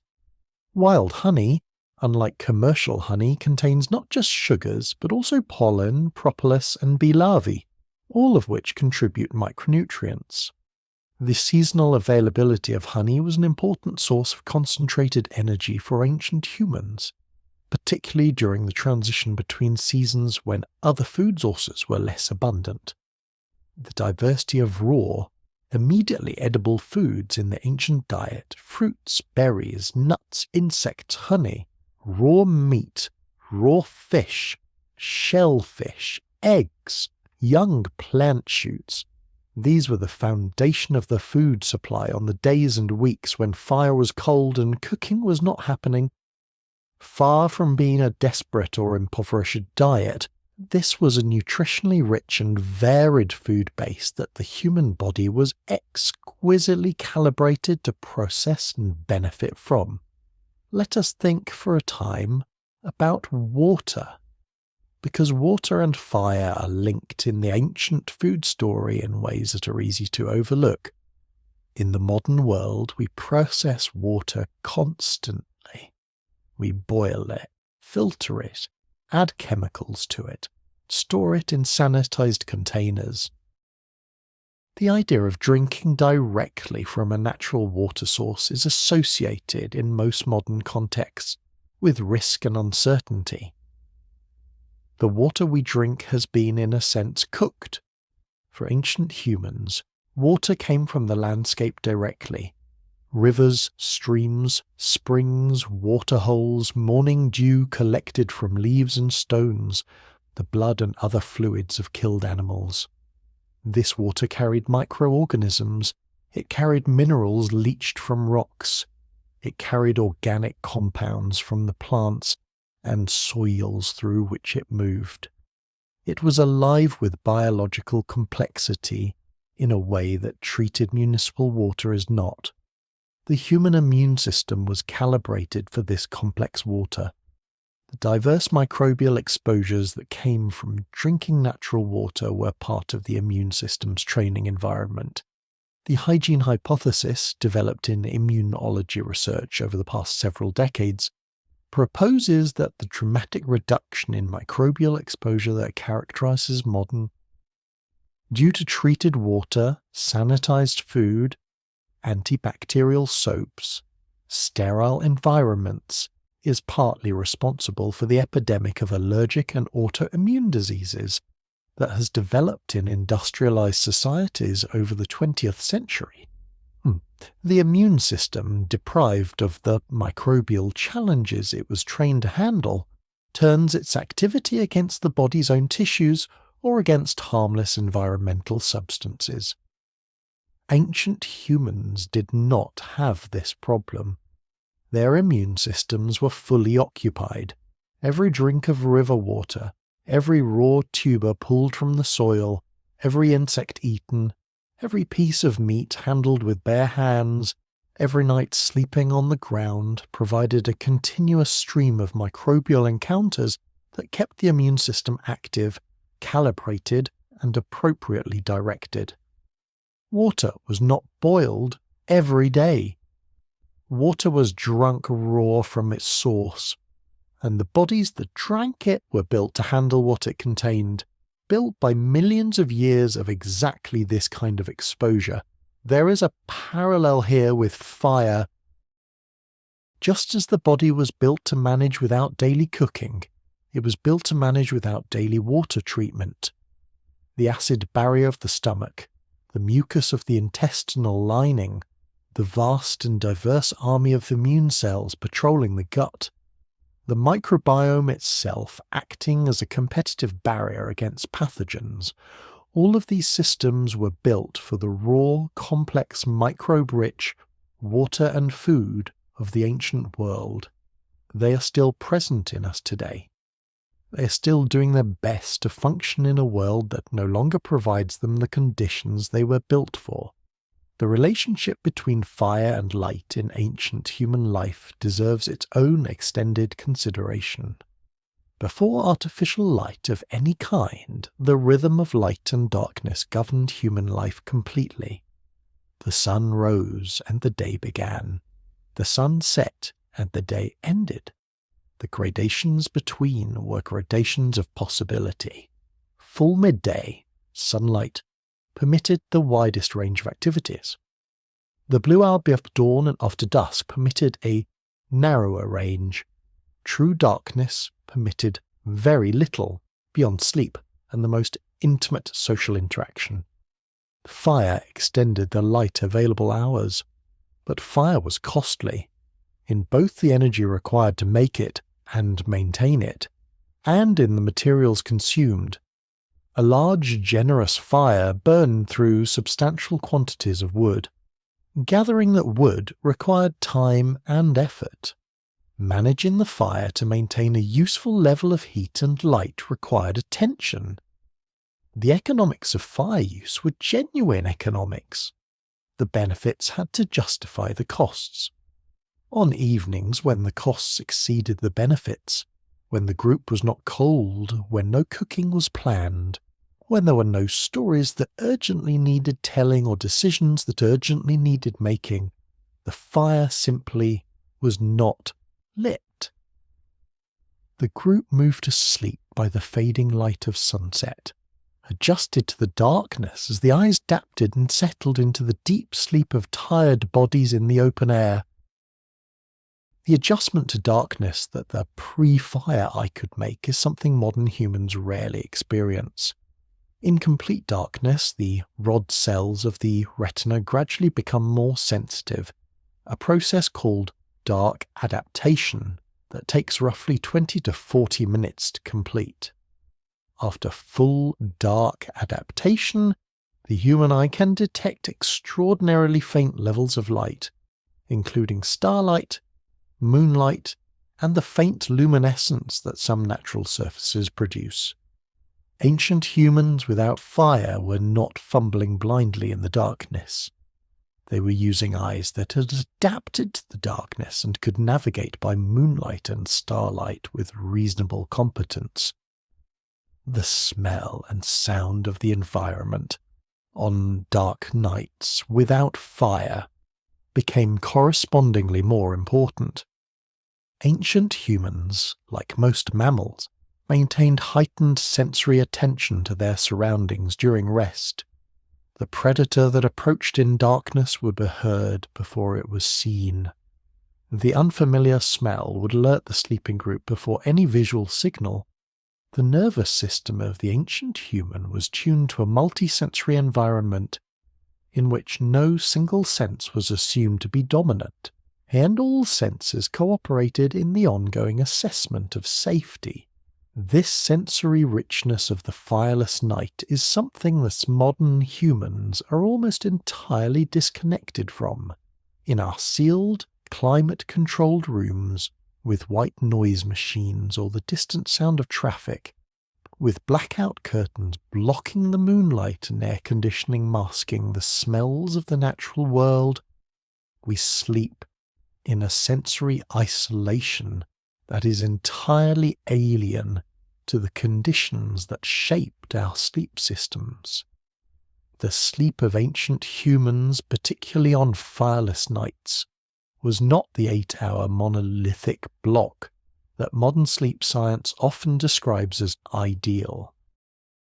Research on sleep in traditional cultures and in carefully controlled studies of adults without artificial light suggests that pre-industrial human sleep was typically biphasic, divided into 2 periods separated by an hour or 2 of wakefulness in the middle of the night. This midnight wakefulness was not insomnia. It was a normal part of the sleep cycle, a time of quiet reflection, intimate conversation, prayer, or simply lying in a relaxed state between sleep episodes. In this biphasic sleep pattern, the distinction between night with fire and night without fire was particularly meaningful. A fire at midnight gave the waking period a focus and a warmth. Without fire, the midnight waking period was darker, cooler, quieter. It was a time for lying still and listening, for thinking slowly, for the kind of diffuse contemplation that darkness without distraction naturally promotes. There is something worth recovering in this midnight quietness. In the modern world, waking in the middle of the night is typically experienced as a problem to be solved, a symptom of stress or poor sleep hygiene or some underlying medical condition. But from an evolutionary perspective, waking in the middle of the night is entirely normal. It is the body following patterns of sleep organization that were shaped over millions of years. The distress comes not from the waking itself, but from the modern context in which it occurs. The bright phone screen, the anxious clock watching, the sense that being awake at 2 a.m. means something has gone wrong. If you lie still in the darkness of a fireless night and allow the mind to be quiet, as ancient humans lay still in the darkness of their fireless nights, the wakefulness becomes something other than a problem. It becomes a different kind of rest. A rest of the body with a gentle, undemanding activity of the mind, and eventually, without effort, sleep returns. Now let us consider one of the most overlooked aspects of ancient food and fire, the role of fermentation. In a world without daily cooking, fermentation was not a culinary technique or a health trend. It was a natural and inevitable part of the food landscape. Foods left at ambient temperature for extended periods did not simply sit unchanged. They were transformed by the microorganisms that covered every natural surface, by the bacteria and yeasts and molds that permeated the environment of the ancient world. Some of this fermentation was dangerous. Foods left too long in warm conditions could become contaminated with pathogenic bacteria, producing toxins that caused illness. Ancient humans learned, through experience and cultural transmission, to distinguish the smells and appearances associated with dangerous putrefaction from those associated with beneficial fermentation. This was essential survival knowledge, equivalent in importance to knowing which plants were toxic and which were safe. But much natural fermentation was beneficial, producing foods that were not only safe, but nutritionally superior to their unfermented equivalents. Raw milk left at room temperature for a day or two becomes a form of yogurt or soured milk, with a reduced lactose content and a dramatically enhanced probiotic profile. Crushed fruits left in a bark container for several days undergo wild fermentation, producing a slightly alcoholic, tangy or probiotic-rich beverage. Meat left in certain conditions undergoes lactic acid fermentation rather than dangerous putrefaction, producing a preserved product rich in beneficial bacteria. Traditional fermented foods appear in virtually every culture that has been studied by anthropologists and food historians. Fermented dairy products in pastoral societies, fermented fish in coastal and riverine cultures, fermented vegetables, grains and legumes in agricultural societies. Fermented plant beverages, often mildly alcoholic, in tropical forager cultures. The universality of fermentation across human cultures suggests that it predates agriculture and may have been practiced in informal and opportunistic ways by pre-agricultural foragers as well. From the fire perspective, fermentation and cooking served some overlapping functions but through completely different mechanisms. Both processes could improve digestibility, reduce certain anti-nutrients, and preserve foods. But fermentation worked without heat, through the activity of microorganisms rather than through thermal transformation. It was a slow, room temperature process, independent of the availability of fire, and it enriched the food with living microorganisms that benefited the gut, a benefit that cooking actively destroyed. Ancient humans who ate a diet that included naturally fermented foods alongside cooked and raw foods were receiving a form of probiotic supplementation that was far more diverse and biologically appropriate than any commercial probiotic product available today. Every naturally fermented food was a complex community of microorganisms adapted to the specific environment, the specific fruits or meats or roots from which they had developed, carrying biological information that the gut microbiome could use to calibrate its own function. This is yet another dimension of the ancient food experience that the daily cooking fire, for all its benefits, could not provide. Yes, fire killed microorganisms, fermentation celebrated them. Both had their place in the ancient diet on different days and different seasons, according to what the environment offered. The body that evolved with it, this varied microbial landscape, was a body built for microbial richness. And the gut that received daily doses of living, diverse fermented foods was a gut that functioned with a completeness we are only now beginning to appreciate. There is a particular quality of ancient knowledge that deserves attention in any exploration of pre-agricultural life, and that is the knowledge of plants, not the simplified, categorized botanical knowledge of the modern scientist, though that knowledge is remarkable and valuable in its own right, but the intimate, embodied, experiential knowledge of a person who has spent a lifetime moving through a specific landscape and learning, from childhood, everything that the plants of that landscape can offer. A forager who has grown up in a given environment knows not just which plants are edible, but which specific parts are edible at which specific times of year, which leaves are bitter and astringent in early spring but tender and mild by midsummer, which roots are hard and fibrous in the dry season but swollen and starchy after rain, which fruits are mildly toxic when unripe but perfectly safe and nutritious when fully ripe, which seeds contain dangerous compounds that must be leached away by soaking in water before consumption. This knowledge is staggering in its depth and specificity. ethnobotanical studies of traditional peoples around the world have documented the use of hundreds of plant species within the territories of individual forager groups. The Kunsen use more than 100 species of plants as food. Australian Aboriginal peoples in some regions identify and use 200 or more species, many of which require specific preparation techniques to be safely eaten.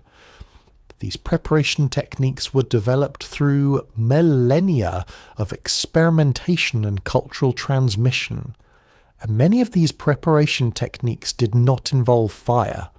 They involved soaking, scraping, pounding, squeezing, drying, and other mechanical processes that transformed raw plant materials into safely edible and nutritious foods without any application of heat. The transformation of cassava, a staple crop in many parts of Africa and South America that contains significant quantities of cyanogenic compounds in its raw state, into a safe and nutritious food, involves a series of processing steps, including peeling, grating, squeezing out the liquid, drying, and often fermenting, that can be performed entirely without cooking.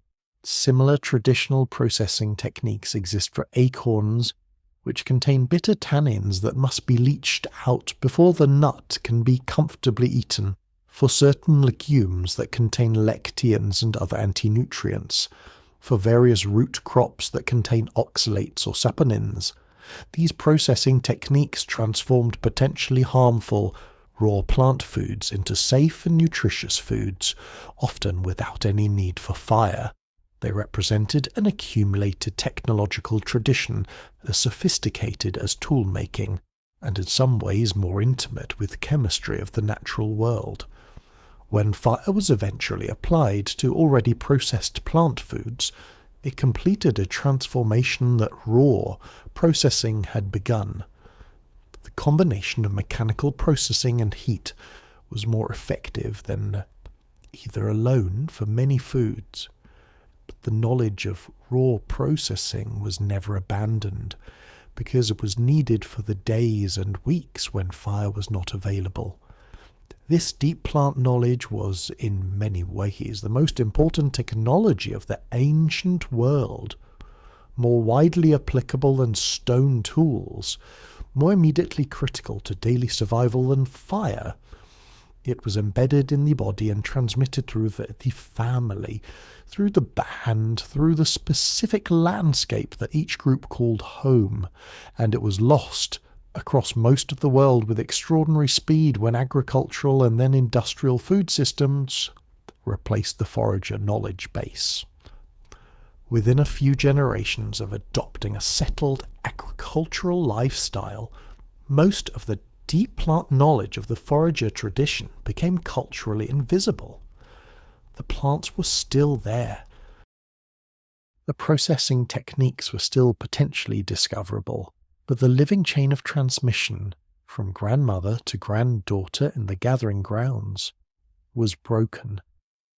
It is worth asking, as we move through these layers of ancient life and ancient food, what the subjective experience of this existence was like, not the experience of hardship or survival challenge, which we tend to emphasize when we imagine ancient life, but the quality of everyday sensory and emotional experience for a person living without the infrastructure of modern life.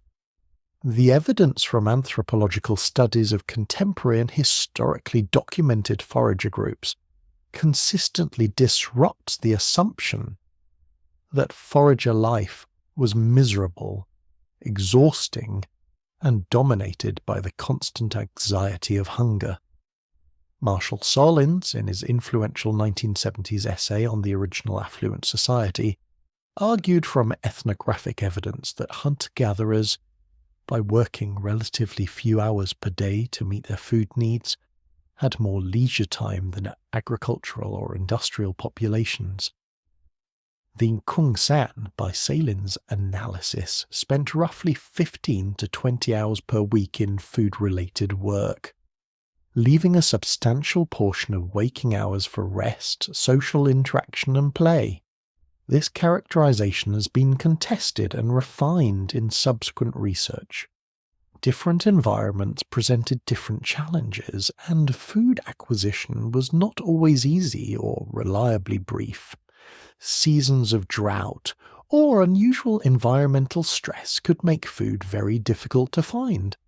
The picture is more varied and more uncertain than Sahlen's optimistic formulation suggests. But the core observation, that forager work hours per capita were not dramatically greater than those of many contemporary working people, and were in many cases considerably less, has held up reasonably well. What this means for the daily experience of forager life is that time existed for things beyond the immediate demands of survival. Time for sitting quietly and watching the landscape. Time for play among children that could extend for hours without interruption. Time for the long, slow conversations that built and maintained social bonds. Time for the careful observation of natural phenomena, the movements of animals, the patterns of weather, the behavior of plants that built the deep ecological knowledge base of forager existence. This contemplative engagement with the natural world was not a luxury or a spiritual practice separate from daily life. It was daily life. It was the mode in which ancient humans spent their time, attentive, present, observant, unhurried, the quality of attention that is required to track an animal across a diverse landscape, or to read the subtle signs that indicate the location of an underground water source, or to identify the specific stage of ripeness that makes a particular fruit digestible, is a quality of attention that is qualitatively different from the fragmented, distracted, screen-mediated attention that characterizes much of modern life. The fireless days were part of this contemplative pattern, days when there was no cooking to do, when the food of the day could be gathered and eaten raw as one moved through the landscape, were not days of reduced quality or reduced satisfaction.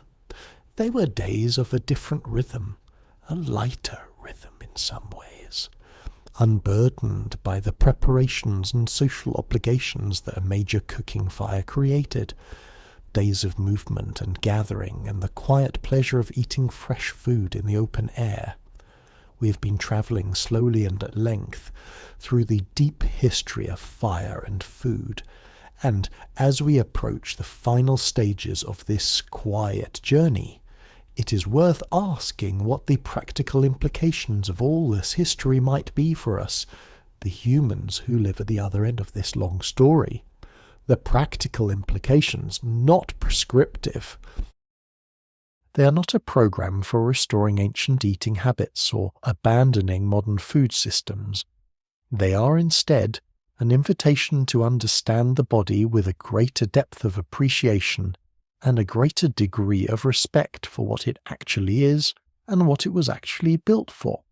The body you live in was built to fast, not dramatically, not dangerously, but gently and periodically. The space between meals, which modern life has almost entirely eliminated through constant snacking and the perpetual availability of food, is not a space the body experiences as crisis. It is a space in which the body performs important metabolic housekeeping. The process called autophagy, the cellular self-cleaning mechanism in which damaged cell components are recycled, accelerates during periods of fasting. The microbiome, given a rest from constant food processing, reorganizes and repairs. The digestive tract, the mucosa and the villi and the enteric nervous system rests and renews itself. The insulin levels drop, and the fat-burning pathways activate. All of this happens in the space between meals, the space that our ancient ancestors moved through as a matter of course, not as a health intervention, but as a simple consequence of not having constant access to food. The body was built to eat diversity, not the narrow diversity of modern food variety, which offers hundreds of processed products but often traces back to a very small number of base ingredients, primarily corn, wheat, soy, and sugar in various combinations. But genuine ecological diversity, foods from dozens of different plant families, animal foods from different species with different nutritional profiles, fermented foods alongside fresh raw foods alongside occasionally cooked foods. The microbiome thrives on this diversity. The immune system is calibrated by it. The metabolic flexibility that supports long-term health depends on it. The body was built to sleep in darkness, real darkness, or something approaching it. The light-sensitive cells of the retina and the pineal gland, the light-sensitive tissue that governs the secretion of melatonin, were calibrated for a world in which the only lights at night were the moon, the star, and the occasional fire. The blue spectrum light that pours from screens and LED bulbs in the hours before sleep disrupts the melatonin signal and shifts the circadian clock in ways that reduce the quality and the quantity of sleep. This is not a minor or theoretical effect. It has been measured repeatedly in carefully controlled studies, and it is large enough to have measurable consequences for metabolic health, mood, immune function, and cognitive performance. The body was built to move, to walk long distances at a comfortable pace, to carry things, to climb occasionally, to sprint occasionally, to use the hands for the complex fine motor tasks of making and using tools. The epidemics of musculoskeletal disease, of back pain, of joint dysfunction, of cardiovascular disease that characterize modern sedentary life are not mysterious. They are the predictable consequences of removing a body built for constant movement from the movement environment it was designed for. None of this requires a return to the ancient world. It requires only a thoughtful engagement with what the ancient world built into the body, and a gentle, persistent effort to give the body more of what it was designed to receive. More movement, more dietary diversity, more real darkness before sleep, more periods of not eating, more time outside in natural light and natural temperature variability, more raw and fermented foods alongside the cooked, more silence, more slowness. These are not difficult things. They are in many ways the simplest things. The things that were unavoidable features of human life for most of our history and that have only become lifestyle choices, and therefore easily unmade choices in the past century or two. The fire that was not lit every day, the meal that was not cooked, the hunger that was not immediately satisfied, the darkness that was not immediately lit. All of these absences, these gaps in the modern comfort infrastructure that we have come to regard as inconveniences or hardships, were in fact the conditions under which the human body discovered its own competence, its own resilience, its own deep capacity to adapt and to thrive in an uncertain world. And the fire that was lit, when it was lit, burned with all the more meaning for its irregularity. The warmth of it was a gift not given. The cooked food was a pleasure amplified by the memory of days without it. The social gathering around the hearth was a reunion as much as a routine. The stories told in the firelight were precious partly because of the silence that preceded and followed them. There is a kind of richness in irregular pleasure that uniform comfort cannot produce, a kind of aliveness that comes from genuine contrast. The ancient human who sat down to a cooked meal after days of raw food and irregular eating was not simply eating, was experiencing a quality of satisfaction that the modern human, sitting down to the 10th consecutive hot meal of the week, can barely imagine. This is not a counsel of suffering. It is an observation about the physics of experience. Joy is amplified by its absence. Warmth is experienced more fully by someone who's been cold. Fullness is more complete in a body that has known genuine hunger. The fire circles of the ancient world were joyful in ways that transcend what we typically mean by that word, precisely because they were not constant. Before we arrive at rest, there is one more thread worth following quietly to its end. It is the thread of fire and memory, not personal memory, but the deeper kind. The kind that is stored not in conscious recollection, but in the body's cellular machinery, in the response of the nervous system to particular stimuli, in the involuntary softening that happens when certain sensory inputs register in the brain. Research in neuroscience over the past 2 decades has produced a fascinating body of findings about how the nervous system responds to fire specifically. Studies by the anthropologist Christopher Lynn, among others, found that exposure to fire, both the visual flicker of flames and the sound of crackling wood, produced measurable reductions in blood pressure and heart rate in human subjects. The effect was consistent across different individuals and appeared to have a specifically relaxing quality, distinct from the relaxation produced by other pleasant stimuli.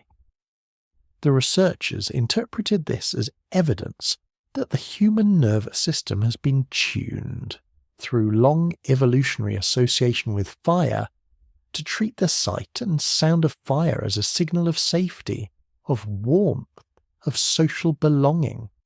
This would make evolutionary sense. For hundreds of thousands of years, the fire circle was the safest place a human being could be. It was the place where the group was gathered, where predators were deterred, where food was available, where the stories were told. The brain that learned to associate fire with safety, and to respond to fire with relaxation and trust, was a brain that could conserve energy and deepen rest during exactly those periods when the social conditions for rest were genuinely optimal. That neural programming persists in us today. It is why candles at dinner feel intimate and warm in a way that overhead fluorescent light does not.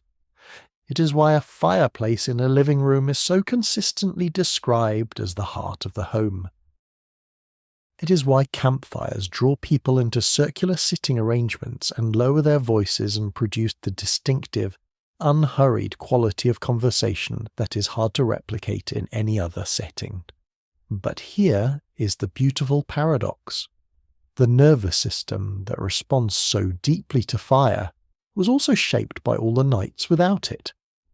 The nights when the group sat together in darkness and found safety in closeness and silence rather than in flame. The nervous system learned to associate the fire with safety, and it also learned to find safety in the dark when the group was present, when the breathing of sleeping companions was audible, when the familiar smells of the camp and the earth and the night air said, "You are in the right place with the right people, and nothing requires your vigilance tonight." Both of these modes of rest, firelit rest and dark, fire-free rest, are embedded in the human nervous system. Both are available to you. Both lead to the same place, the same loosening of the body's vigilance, the same invitation to the deeper water of sleep. The path to that place runs through 10,000 generations of humans who lay down in the dark, with or without fire nearby, and let the night carry them. There is, when we consider all of this together, a profound and quiet comfort in the ancientness of the body. We did not arrive in this world unprepared. We arrived with a body that had already learned, over millions of years and in thousands of environments, how to eat and how to rest and how to wake and how to find warmth and how to endure cold and how to be full and how to be hungry, and how to move through the world with a competence and with presence. The instructions were already written into every cell. The knowledge was already there.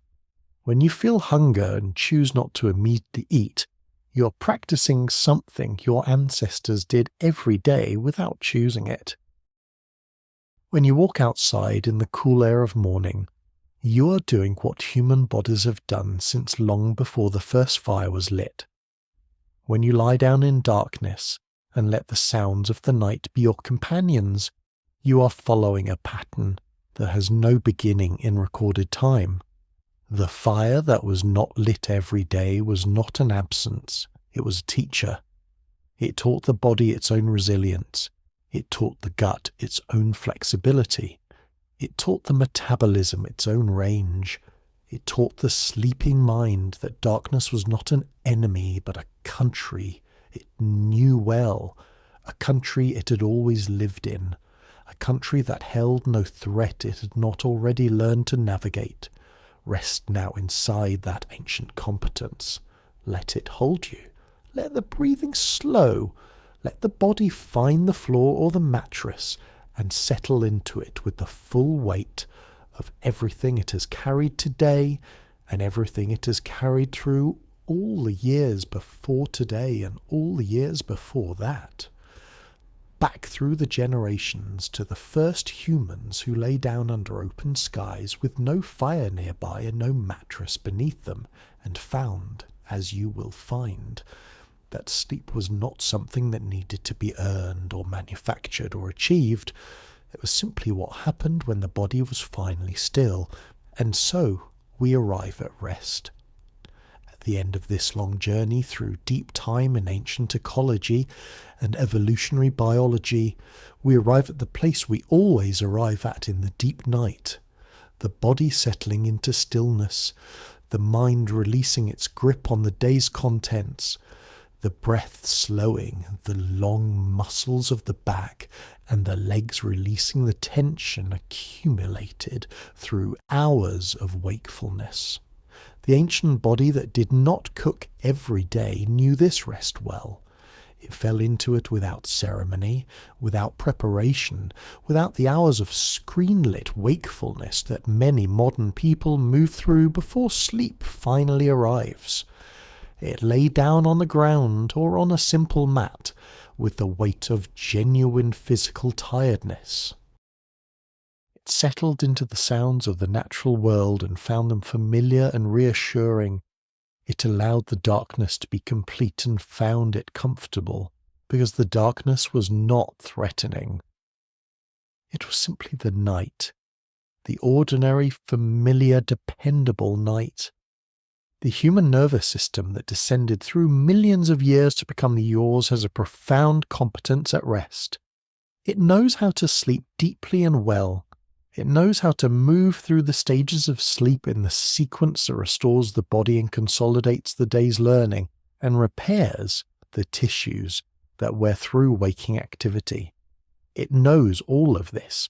It has been doing all of this since long before your particular life began. What it sometimes needs in the modern context is simply permission. Permission to be tired. Permission to be in the dark. Permission to be still, without the phone, without the screen, without the next task or the next worry, pressing urgently at the edges of awareness. Permission to be what it is, what it always has been. An ancient body in a dark world ready for rest. The fire does not need to burn every night for you to find your way to rest. It only needs to have burned once, long ago, in the deep history that lives inside you still. Good night.